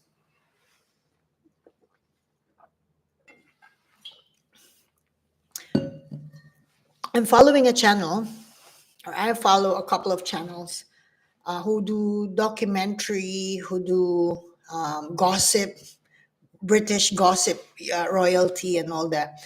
And they have multiple channels. They have 2 channels, 3 channels, crime channels. They do that. So, of course, they are very big channels already. I think that's the reason why they can open or set up another channel. So this might be something you want to consider apart from sub niche or apart from rebranding, apart from changing your niche for 2025. If you feel that there's more knowledge you can offer, but your current channel is not really doing a lot based on the volume of your competitors. So something I also have been thinking about, if I'm to create a second channel, what would it be? But at this point, I don't think I have a lot of ideas or a lot of solid experience where I can open or I can continue or settle for a second channel. So this might be something you want to think about, and comment down below if you've actually considered this or if you have a second channel. Now we're going to the 4th topic. The 4th topic that I prepared for today's workshop is preventing the burnout syndrome. So, okay, we talk about analytics, we talk about technical parts, subscribers, we talk about niche, branding, rebranding. Now, I just want to talk about something very practical because I think we all go through this as small content creator or small channels, which is actually the burnout. How are you feeling about this, guys? Have you reached this moment in your channel where you feel like, I'm done, I'm not gonna continue this anymore, or I'm just gonna take a break, or I'm not gonna do any more videos, I'm gonna quit? Does anyone here who have or had that feeling lately, the burnout? What are the causes of burnout, right? Burnout may be, definitely it's coming from, for me, the main cause of burnout is not getting the gratification that you feel you should be getting from the contents that you have created. I think we all experience that, right? Like you create a video, you record it, you edited it, and you're just so excited because in your mind, it's a very good content, and it is a very good content. There's so many good contents that YouTube is not pushing out because we have not earned that right yet. I was on the verge, but in the exact moment, I received a beautiful comment from one of my viewers, and it gave me the determination to keep going. Yes, exactly. I think I agree to that, Isabella. And I guess this is also for the rest of the viewers who are not leaving their comments yet, but I'm sure you're listening because I can still see that you guys are here. I think that the burnout is really a big mental challenge for content creators. I wonder if big content creators go through this, or maybe just us. But the biggest burnout is really when you feel like you're just creating and no one is really watching, or you're just creating and there's no recognition. I think that's, for me personally, that's the biggest cause of burnout. I don't feel burnout creating 4 videos or recording 4 videos in 2, 3 hours. That's not a burnout for me. That's like creativity. That's like releasing the art out of me. What's a burnout is when you do all your work for that video, you gave all your best, your passion, your energy, and everything, and then there's no viewers, or the viewers is so low, and the CTR rate is so low, or the average view is like, I don't know, 40 seconds, something like that. I think they'd even listen to the first tip, you know? So, yeah, I think that's the biggest burnout. So, how do you handle the burnout? How do you deal with that? In the case of Isabella, she was on the verge of it. And I think to resort on what your viewers have to say is a way for us to get that comfort feeling. Um, how do you do that? Do you post that feeling on your community tab? Because let's face it, not all the time that you feel so down and demotivated that you suddenly receive a comment from a viewer randomly out of nowhere. So do you post how you feel on your community tab? Like how you are feeling a bit down with exactly how you feel as a content creator? Or do you feel like that's not an appropriate thing to do, or that may not be an appropriate space to do so? What are your thoughts about that before I share you mine?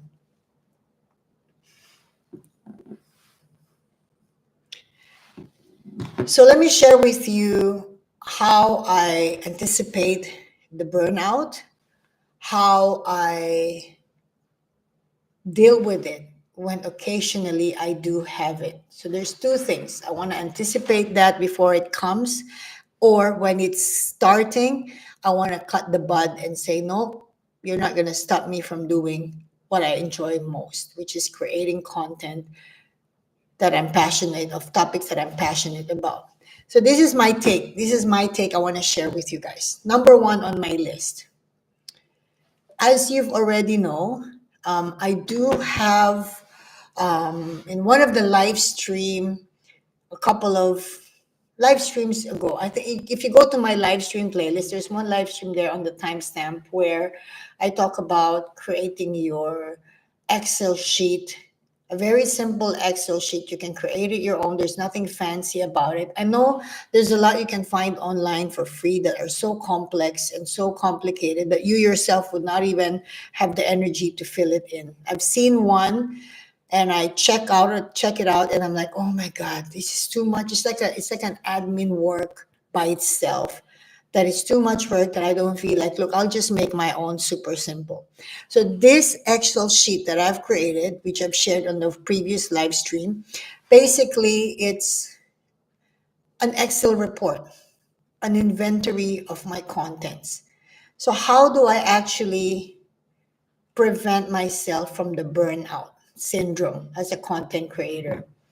From that Excel sheet, every time I create a video, I've done this since last year.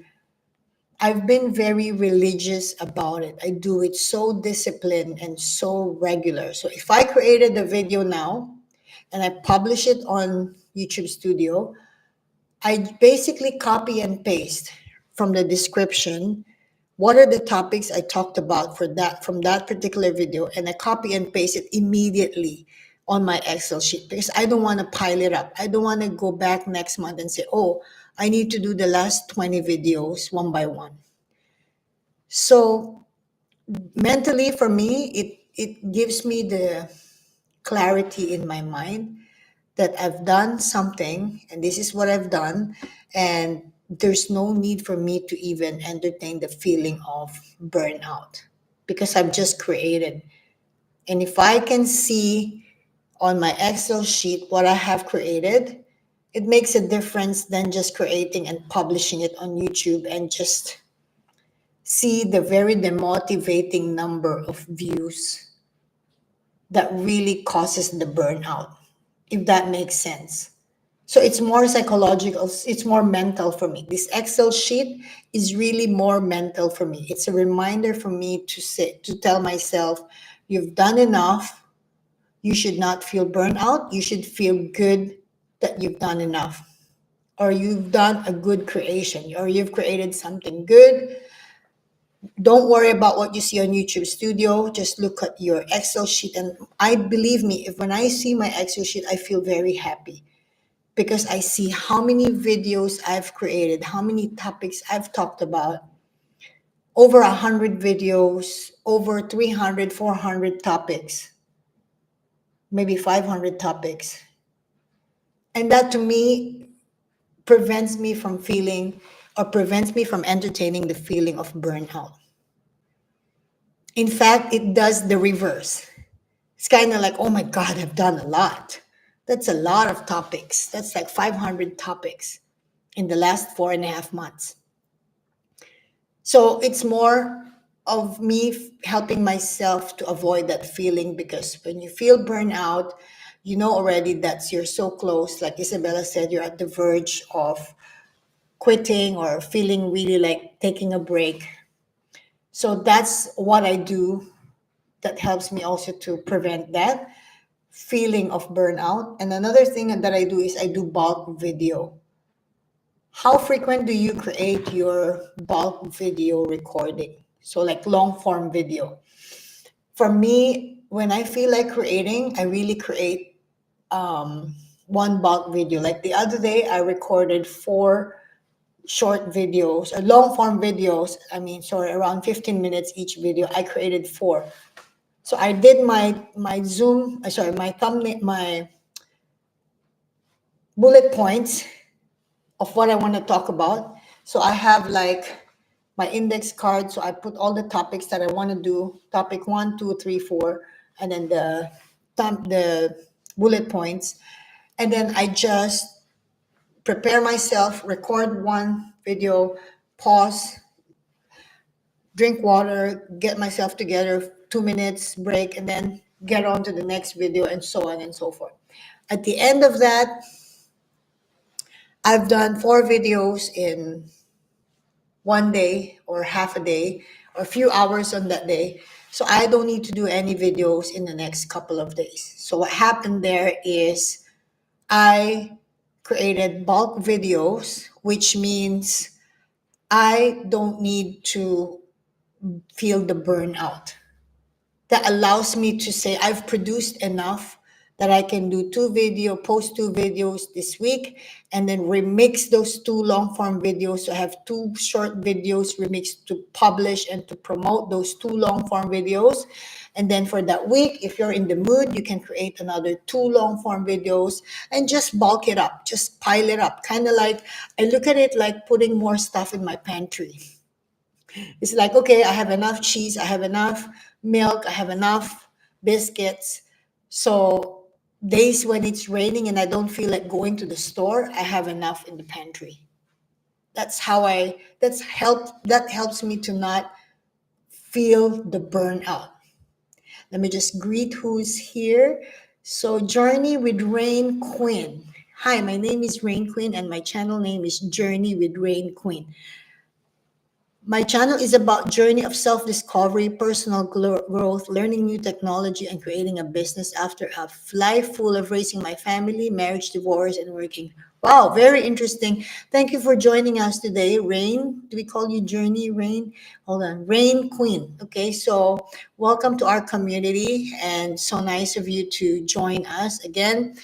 For the benefit of those who just joined this community, I know we have a bunch of regulars in here, but those who just joined in here, this workshop happens every week now since the beginning of the year, and the main intention of this workshop is to create a space for small content creators to learn, to have a workshop like this where we talk and we discuss, and we're all coming from all parts of the world.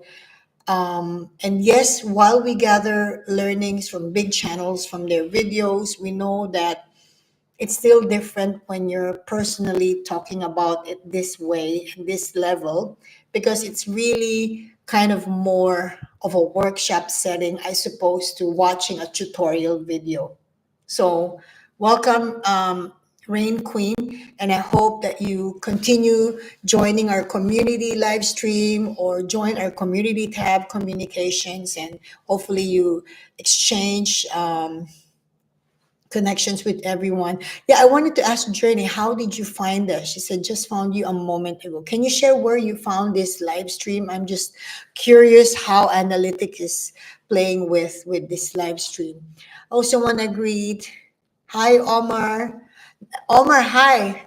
Glad you happy you could stop by. I was just mentioning you to the community earlier because you were here last week. So please, hi, I know you made it. Please share with us for the new viewers or those who were not here last week when you were here.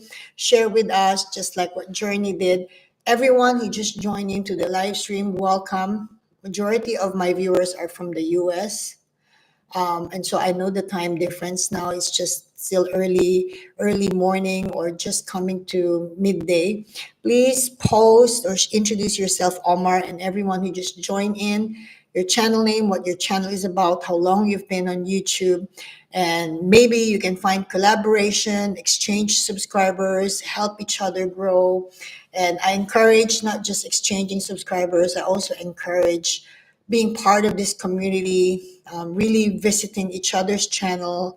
For many of you who are regulars, I subscribe to you, you subscribe to me, but it doesn't end there on my end. I really make an effort to visit your channel because I know how that means for you as much as I know how that means for me.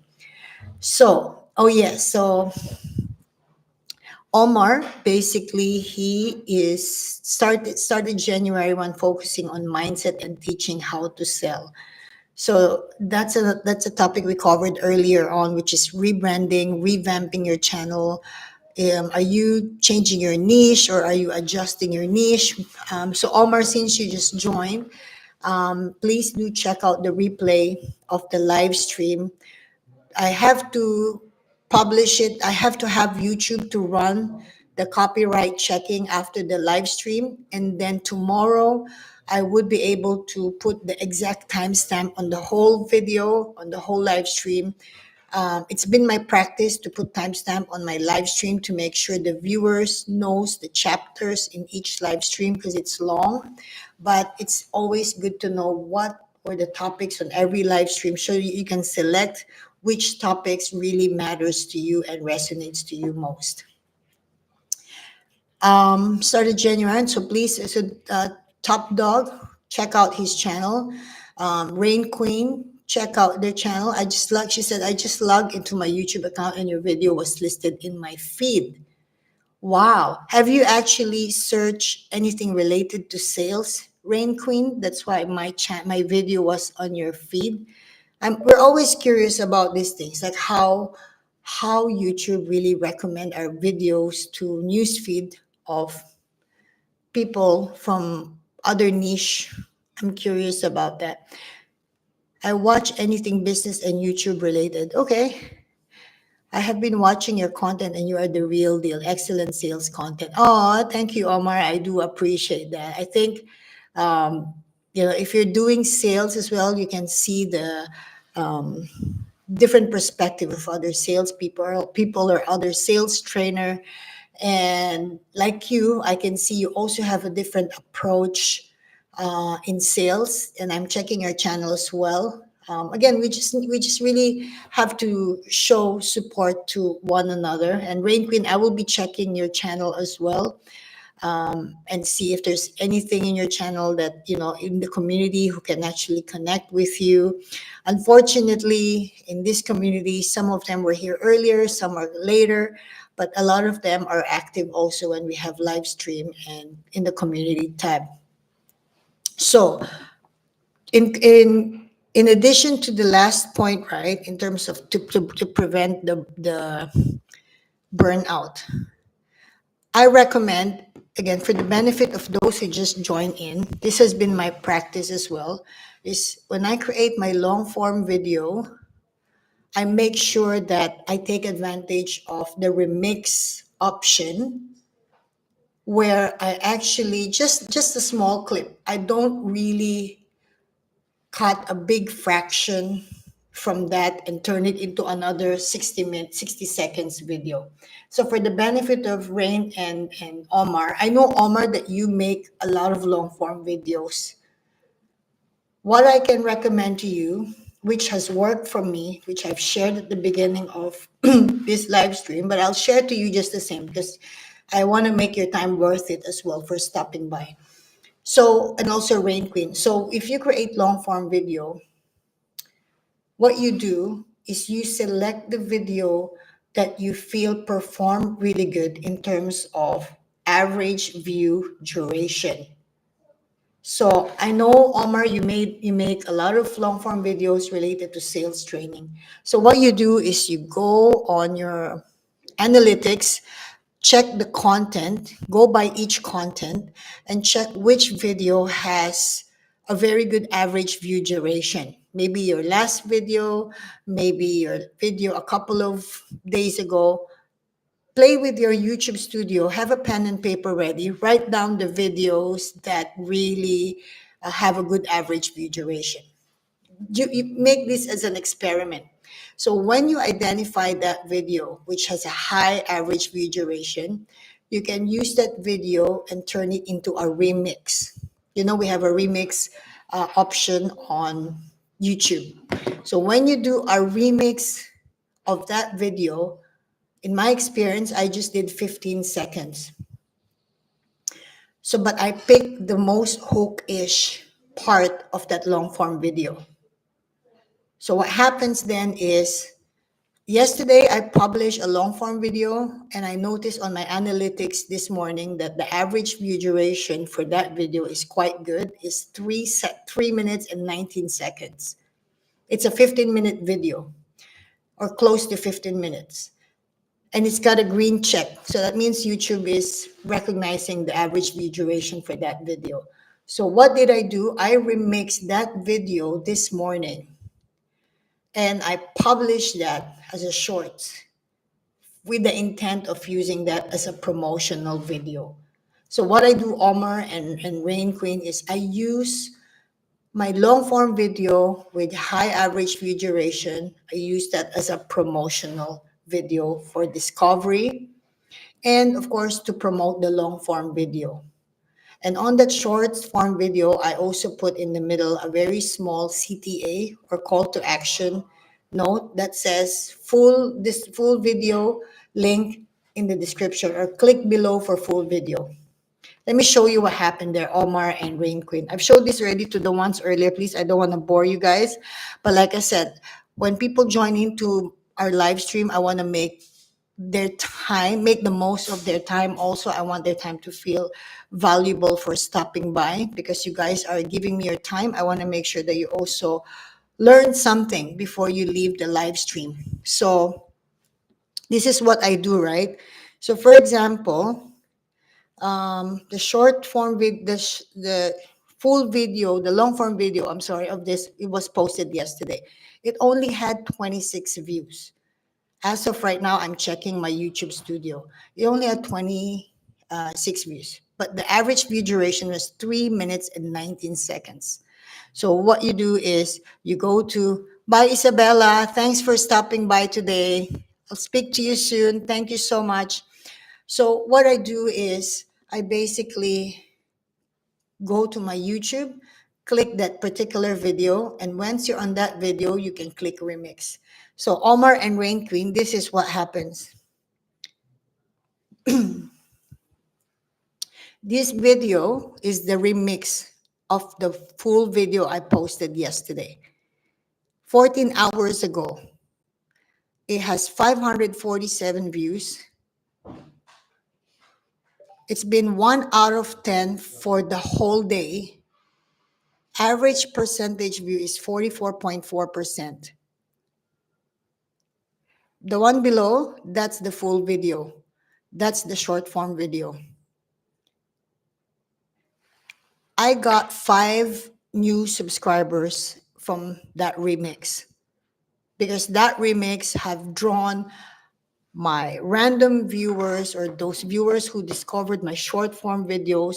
They subscribe. I've got 5 subscribers from that video because they were promoted to visit the long form video. So there's one thing you can take from this particular topic, right?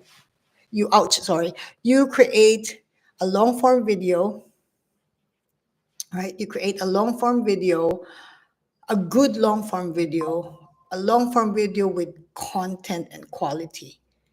Because if your long form video has good quality, you have a lot of materials to take there and turn into a short form.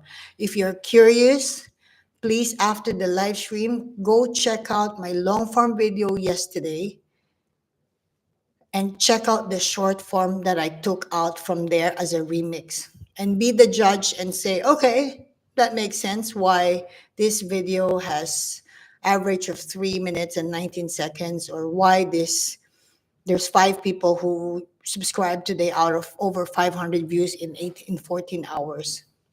So give it a try, guys. It's been my practice to remix my long form videos because I have a habit of creating long form videos. I think I have over 100 long form videos in my channel for 4.5 months.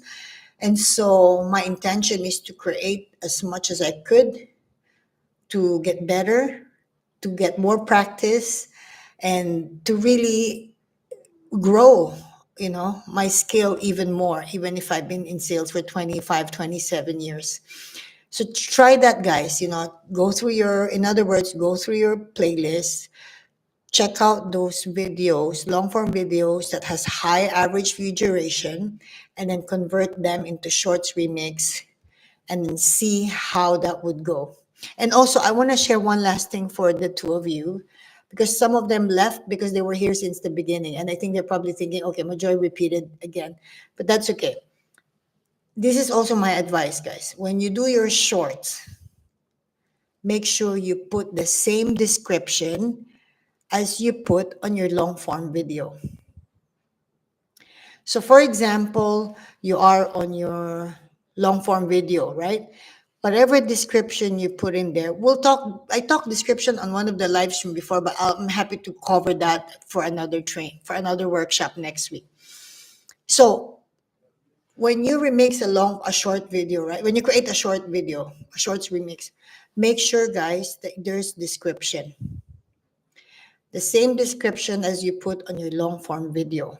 Don't post a short remix with no description. I know on your phone, you cannot really put a description. You cannot put description on the phone.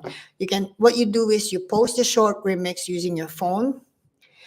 And then when you have a time, immediately, my advice is when you do the shorts remix, make sure you have access to your laptop, because you can only put the description on your laptop, right? So what I do is I post the remix on my phone, and then immediately once it's published, I literally jump into my laptop and copy and paste my description from the same long form video transferred to my shorts remix. That is for the algorithm, for the SEO, to recognize what this shorts video is about, because that's the only way for the algorithm to push my shorts video to the right audience, which is the same audience looking at my long form video related to that particular topic. Does that make sense? So if you have questions, I'm happy to clarify, especially for the two of you. Please let me know. Yes, it does. Okay, good. Rain Queen has a question. Do you create the remix from your phone or the computer? It's easier for me to do it from my computer. You know what? I've never done remix on my computer. I I've always done my remix on my phone for what it's been a habit, but I need to try it. I've never tried it on my computer because I'm always at home. I'm always working from home anyway, so I have my phone and my computer with me. I was just looking at my video to see where I could create shorts from it. You answered my question before I asked it.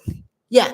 So it's very easy. It's very easy to do that. But my advice, depending on how many videos you have created already in your channel, my advice is I've talked about this in one of the live stream. I don't know if you guys, or at least Omar, if you were there before. I talk about this at the beginning of this video again. I talked about your inventory of your playlist. You have to create your own playlist inventory. I will go in depth about that another session, but it's been in many of my live stream. I talk about this briefly.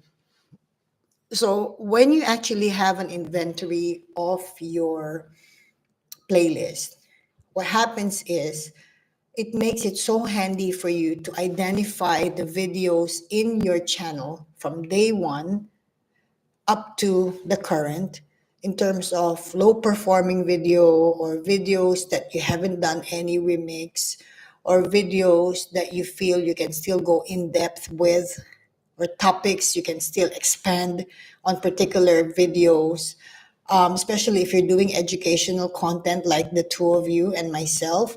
There's always going to be content you can remix or recreate or promote further and go in depth with. So when you have an Excel sheet or an inventory of your playlist, it makes it easier for you to really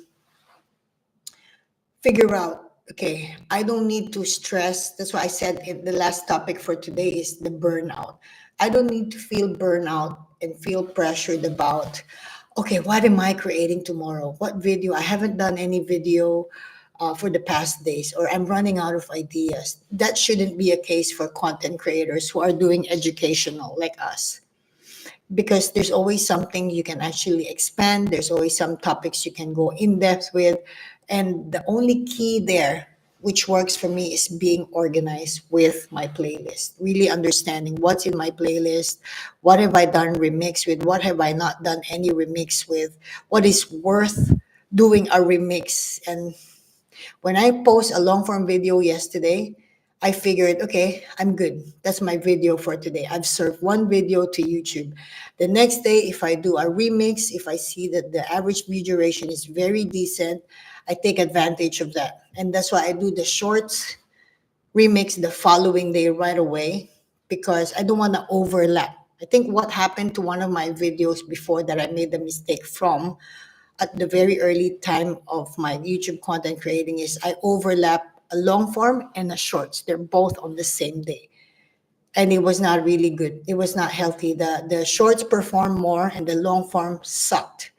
But the truth is, the long form had the content, and shorts video was just like a promotion. So I changed my approach. Now I launched the long form first, give it 24 hours, see the average view duration, and then obviously if it's decent, 3 minutes 19 seconds, and then I publish the remix as a promotion the next day. But just don't forget to put the description on the remix, because a lot of people, they don't put description on the shorts remix. It's very important for SEO purposes. I had created another channel called At Life with To Go. It's about my dog. Did all my shorts, did all shorts, got to 4K almost followers, but didn't know shorts don't count towards the watch hours. Yeah, I think the way I perceive, the way I look at shorts, I never create shorts for the watch hours. I create shorts for promotion.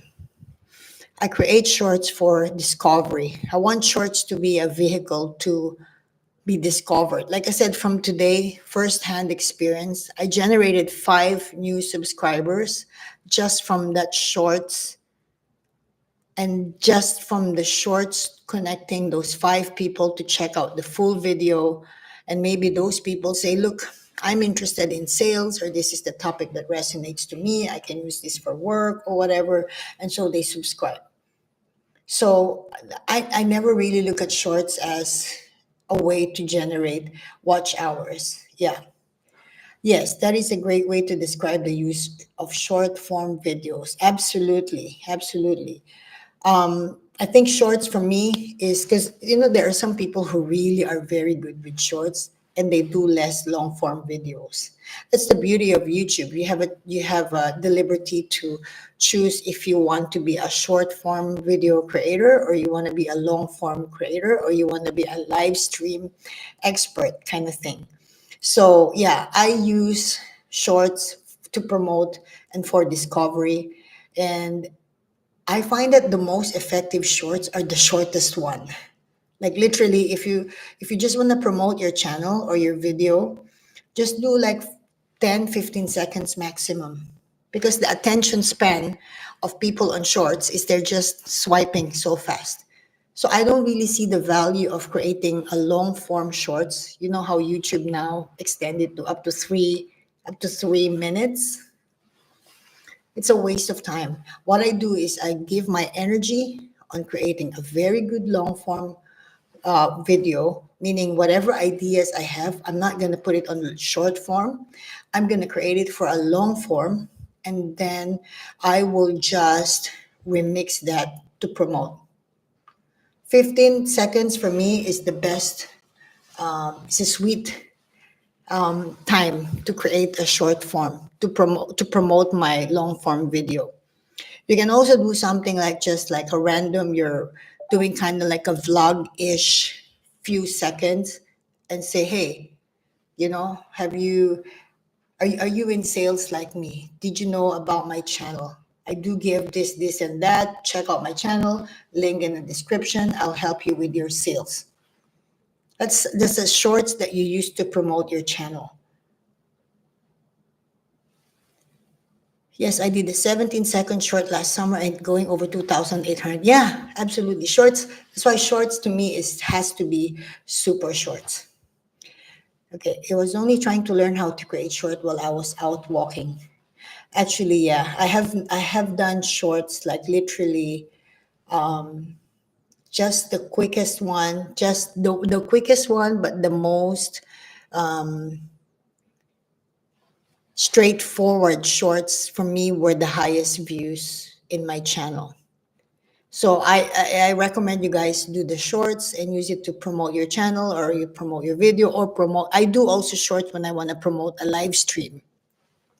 So if you do live stream like me, the best is also to create a short the day before you do the live stream. It's kind of like a countdown. It's kind of like saying, hey, tomorrow we're having a live stream. The topic will be like this. If this is something interesting for you, I'll post on the description the link. Join us tomorrow, live stream, workshop, something like that. So that's what I do with shorts. I use it to promote my live stream, to promote my long form video, and to promote my channel. That's why shorts is so awesome. It's so useful. It's a tool to really promote yourself, because I feel like YouTube really pushes my shorts more than my long form for whatever reason. So yes, try that method, but don't forget to put the description on shorts. I've seen so many shorts with no description, and I'm very sure that it doesn't really give the algorithm a signal on who am I serving your shorts to. Hashtags, you know what, Omar? I don't do hashtags. I've never tried it, but please feel free to share your success on that. And I'm still figuring out that whole SEO. Okay, I want to learn from you. I'm still figuring out the SEO.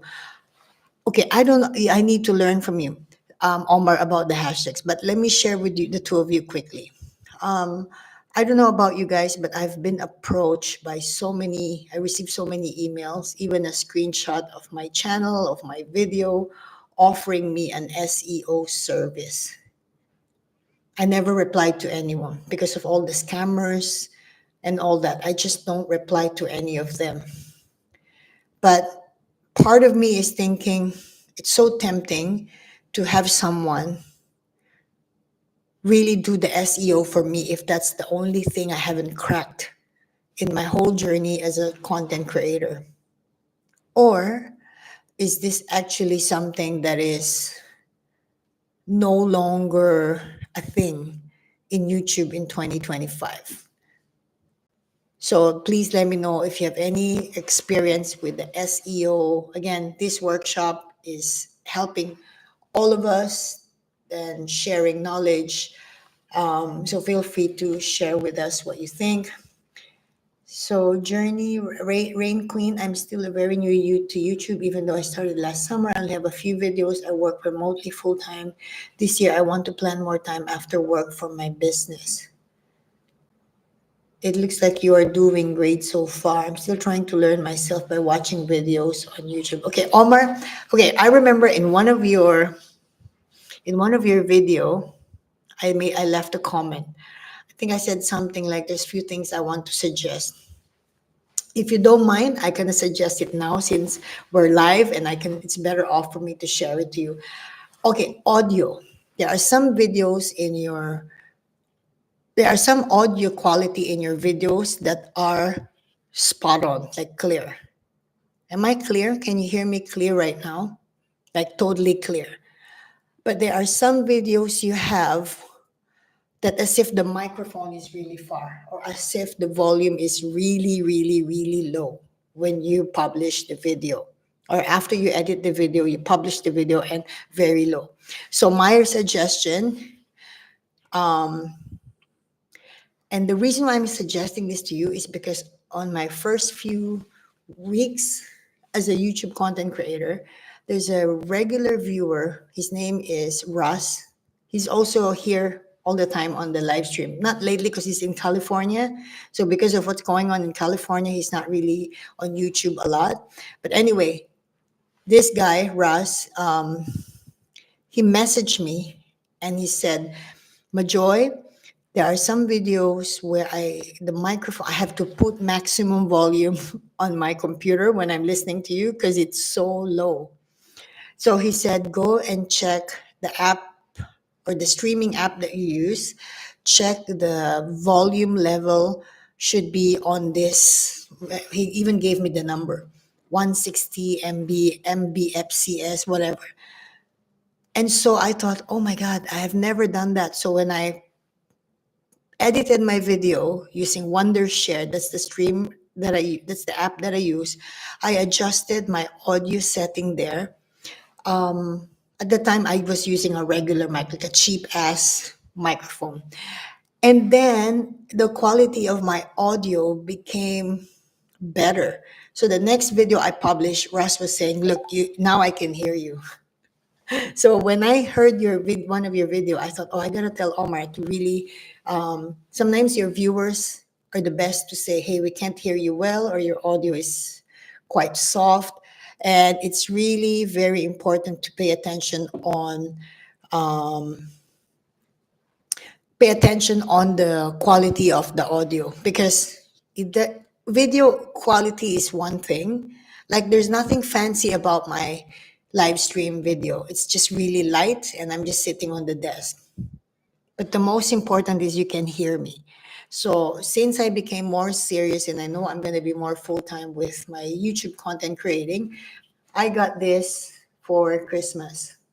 So this is actually probably the most decent quality audio. So I invested in this because I am teaching, it's educational. So it's very important to have a really good audio quality. And I think audio quality for the viewers is very important because they stay connected with you, they stay engaged, and they really listen to you. But when your mic quality is down or it's so soft, they tend to like, okay, I'm just gonna change the video. I think we all can agree to that. Let me just see. I'm just going to catch up on some comments. Okay. Okay, so Omar, you got my point. So yeah, I mean, not all the time, but I think somehow some of their videos, audios were softer. Um, Rain Queen, I would not reply to them. I think you can research them with Chat GPT. I do. I use Chat GPT for SEO. I don't know how much work. I work in IT, but I'm making time to learn new technology after work on the weekends. Yes, I don't think it's really necessary. Um, Thank you for that example by moving the mic away. Um, Look, I think the best way is to record a video. I record my video using my iPhone 16. That's all. I don't have any camera or any fancy. I record first, like a first few words, like a test, and then I play it on my computer, and just to see how that sounds. And of course, as I already know what works for me in terms of the microphone and in terms of my Wondershare app, how I adjust the volume there before I publish and after I got done editing, then I'm very confident that the quality of the audio will be decent enough for the viewers that they don't have to crank up the volume to hear me. And also the sharpness of the audio. Okay. The problem was, okay, Omar says, the problem was I was trying to post daily as a challenge to myself, quantity over quality. Now changing to, okay, I want to say something about that. I have tried posting every day for a very short period of time and then I stopped because it was only ruining my exposure to YouTube because algorithm needs time to publish your video to the world. So in today's topic, one of the topic today, I think that was the second. Sorry, that must be the first. No, sorry, that was the third topic from today's workshop. It's about subscribers. So I have shared my input on that. That the priority for every small content creators is the subscribers, what your subscribers are really there for, what is really important for them, why did they subscribe to your channel, right? So having said that, when we publish a video, on the first 30 to 60 minutes, the first people that YouTube will serve your new video to will be your subscribers, right? So if you're gonna do another video the next day, it might overlap because the first 30 to 60 minutes will go to your subscriber and then YouTube will check, okay, how did your subscribers interact with that video?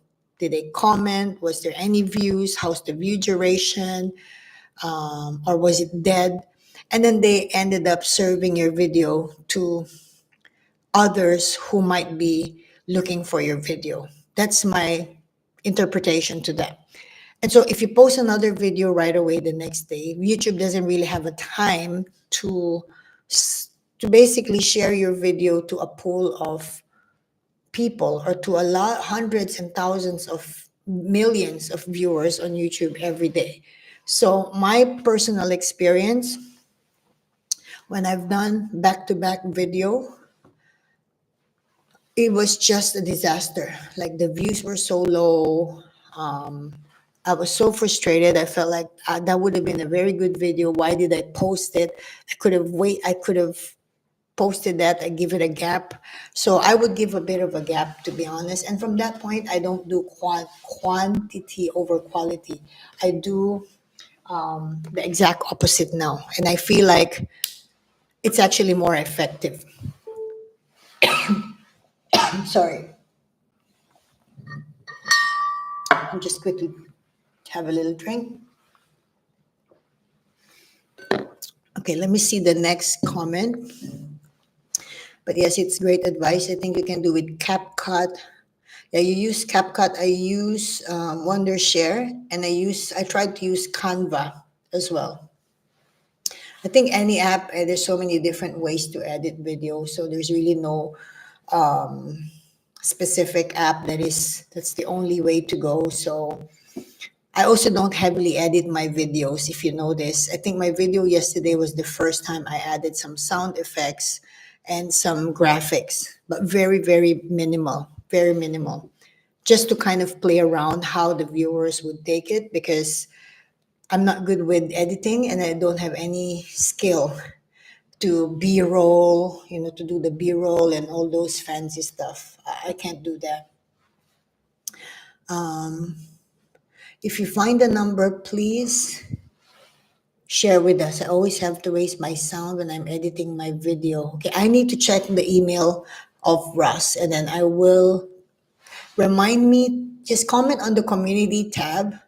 I have we all have community tab. Just comment there, and then I'll find, I will find the exact number that Russ suggested to me. How do you know which mic is best? Your audio is key. Yes, the audio is key. Did you buy just one mic or the key or the kit? Testing a few, yeah, always test for a few seconds, because it's gonna be a waste when you've done a very good video and then when you play it, you're like, oh, didn't sound good. So it's a waste and you can't repeat, especially if you do a non-scripted video. It's just difficult to repeat what you've said, and waste of energy, of course. I use what is this microphone? Rode. It's actually very good, and it has this wind thingy. So when I do my thing outside, it really blocks the noise and the wind. So it's good. I am happy with it. I think it's a good brand.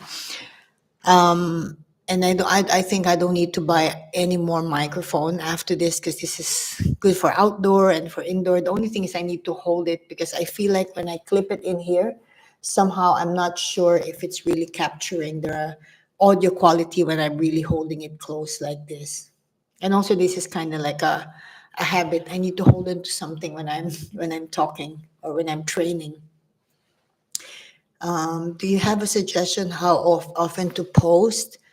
I would like to create, okay, in one of the topics at the early part of this live stream, you can see we talked about batching your videos. So explore the whole video repeat on the replay tomorrow. You will see that I thoroughly talked about batching videos. But to answer your question right now, I do, every creator is different, right? Like for me, my goal ever since I started up the channel is to produce 3 long form videos a week and 1 live stream. And when you say long form, I think I was aiming for 15 minutes each video minimum. There were long form videos that lasted for 30 minutes for me in the past, because it was so a master class for sales training. So at the point, I was just experimenting. I do 15 minutes, I do 30 minutes. So I think there's really no right or wrong with how many videos, but I think I'm all about the quality of your content, because it's education, and I don't want to turn off my viewers and say, oh, she's not producing good videos anymore. Now she produces 1 video every day, but those videos are not as good as before. So I don't want to create that impression to my viewers. So it's really the quality and the quantity should not compromise one or the other.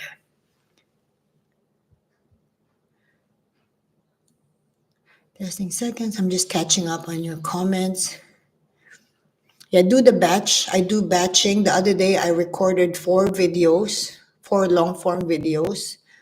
And now I have 4. I published 1 yesterday. I still have 3 with me that I'm gonna publish, maybe two next week, and 1 live stream and 2 shorts remix, and I have another one for the following week, and then I can just create again some more next week. So I'm just really batching off or batching my videos.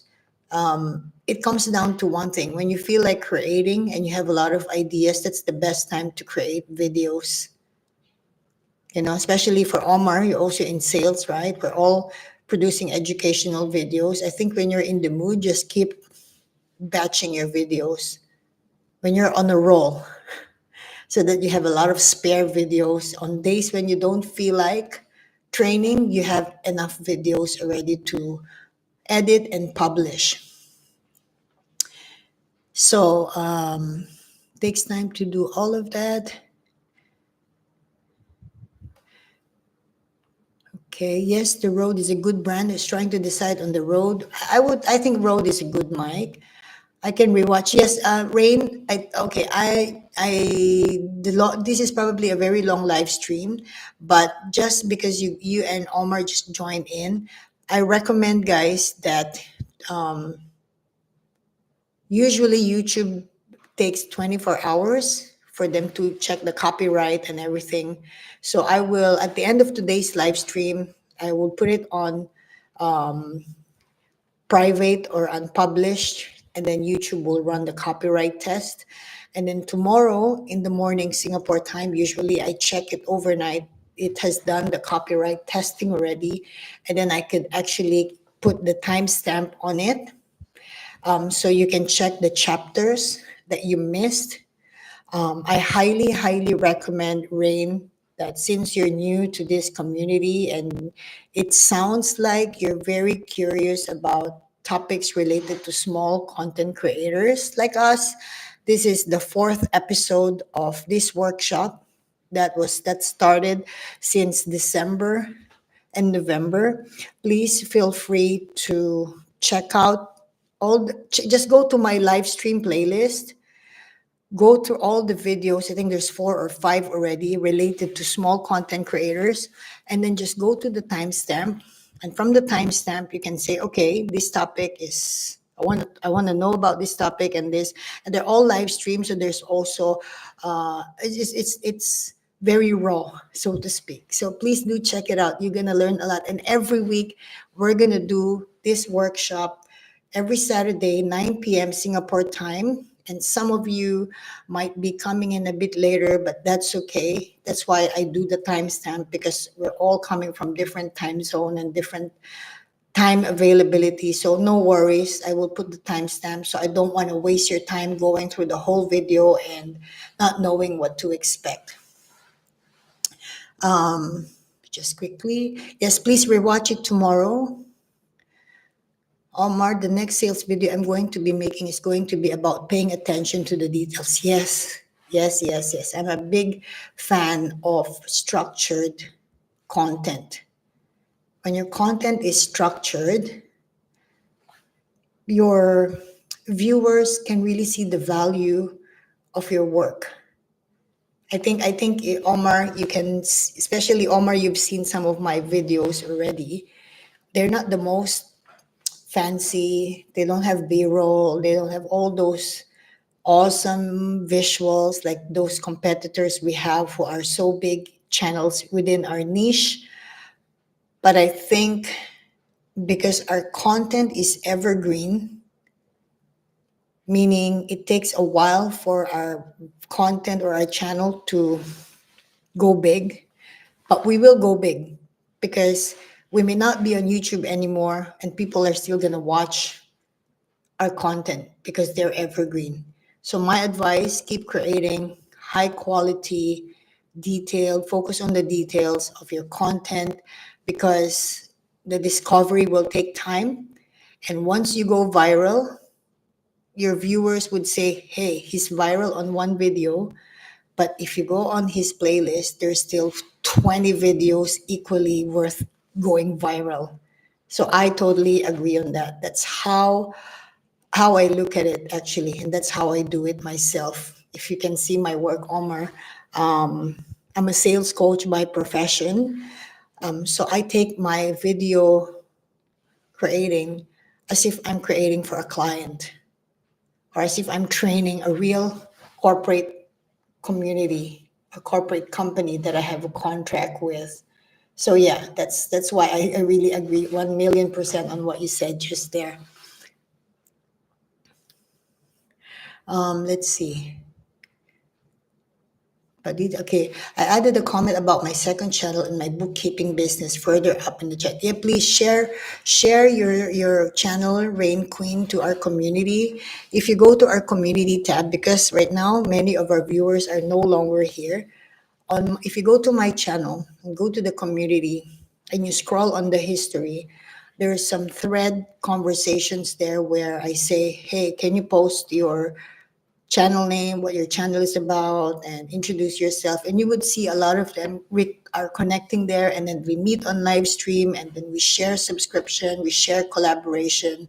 I collaborated already with two ladies from the community, and I'm open for collaboration of absolutely, as long as we're able to deliver a content that would be very valuable to the viewers, because I'm all about value. I can't explain that any further, but I think the more valuable you are, the more the loyalty of your viewers are there for you. And I think that's the longevity aspect of content creating. I'm not a content creator who swallow 3 eggs in 2 seconds and then I'm viral. So for me, my focus is to really delivering content. And if I collaborate, I want to collaborate really, really good and good content.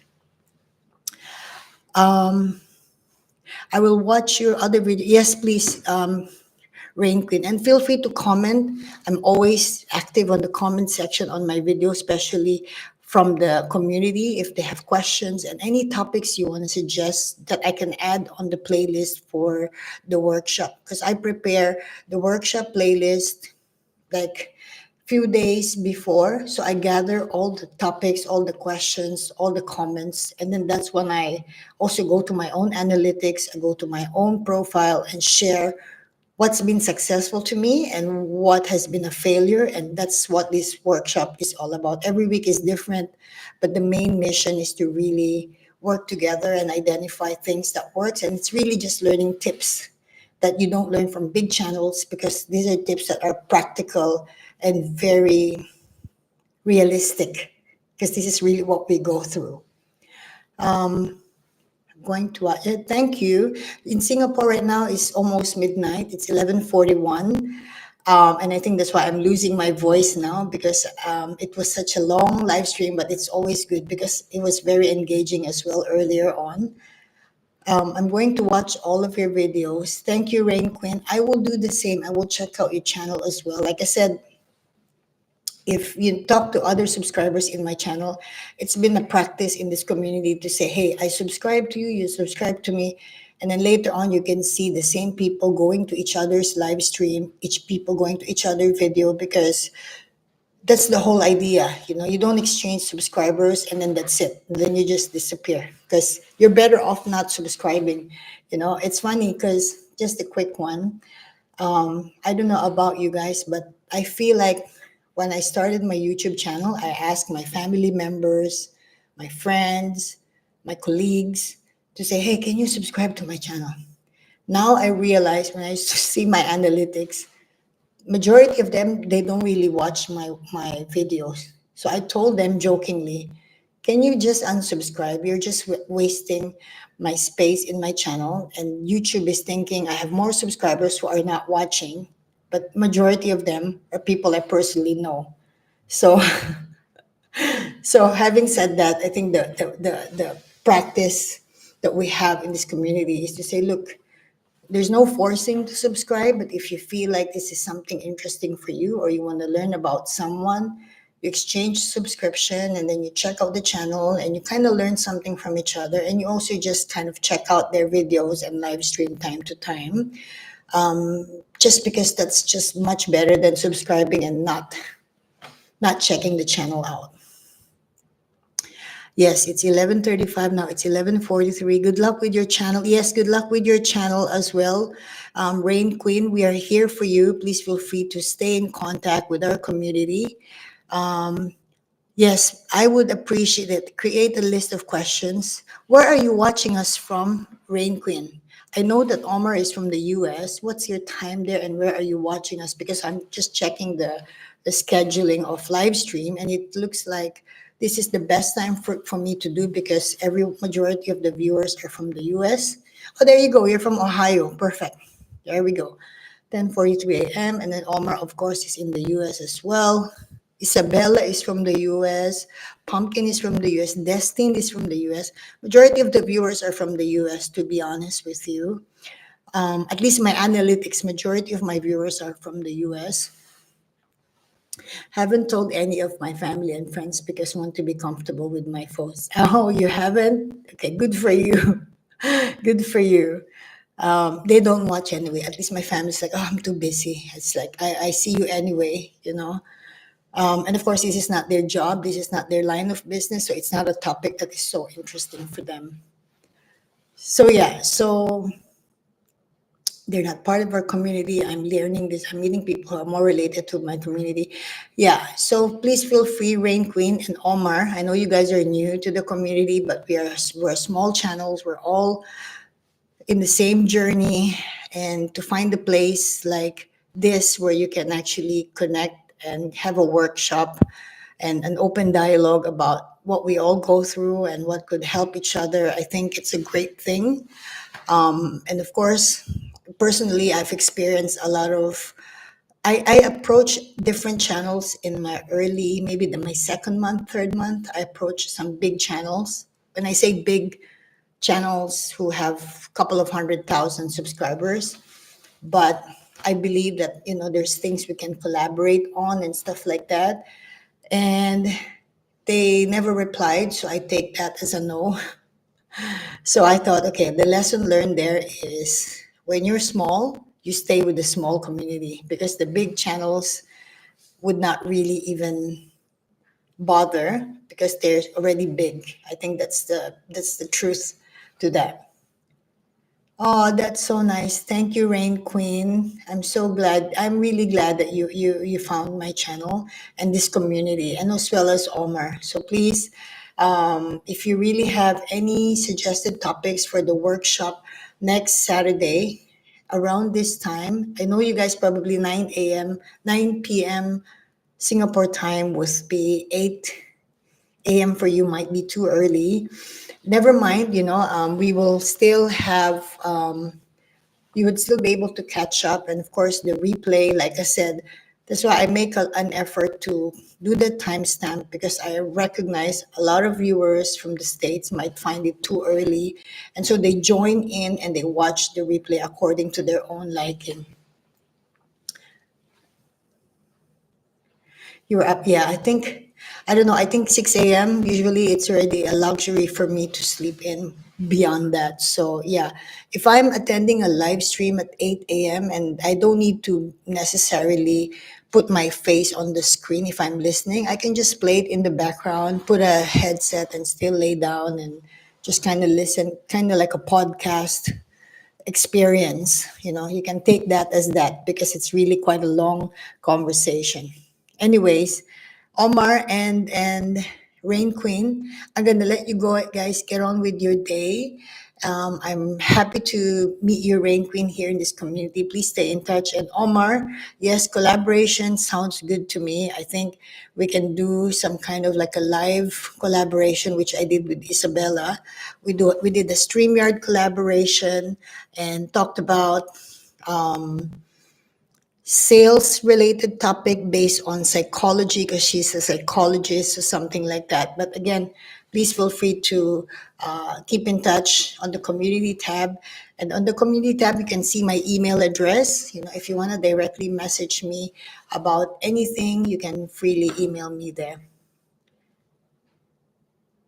Oh, that would be great. Give me no problem, no problem. We're no rush. We're all slowly. We're all on a marathon here. But I appreciate you guys staying around. Have a great weekend to the two of you, and just watch out for the replay tomorrow after I put the timestamp, so it's more convenient for you to check the chapters that you missed. Yeah. Have a good day.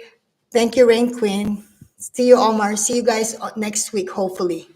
Next week, same time, same place. Bye, guys.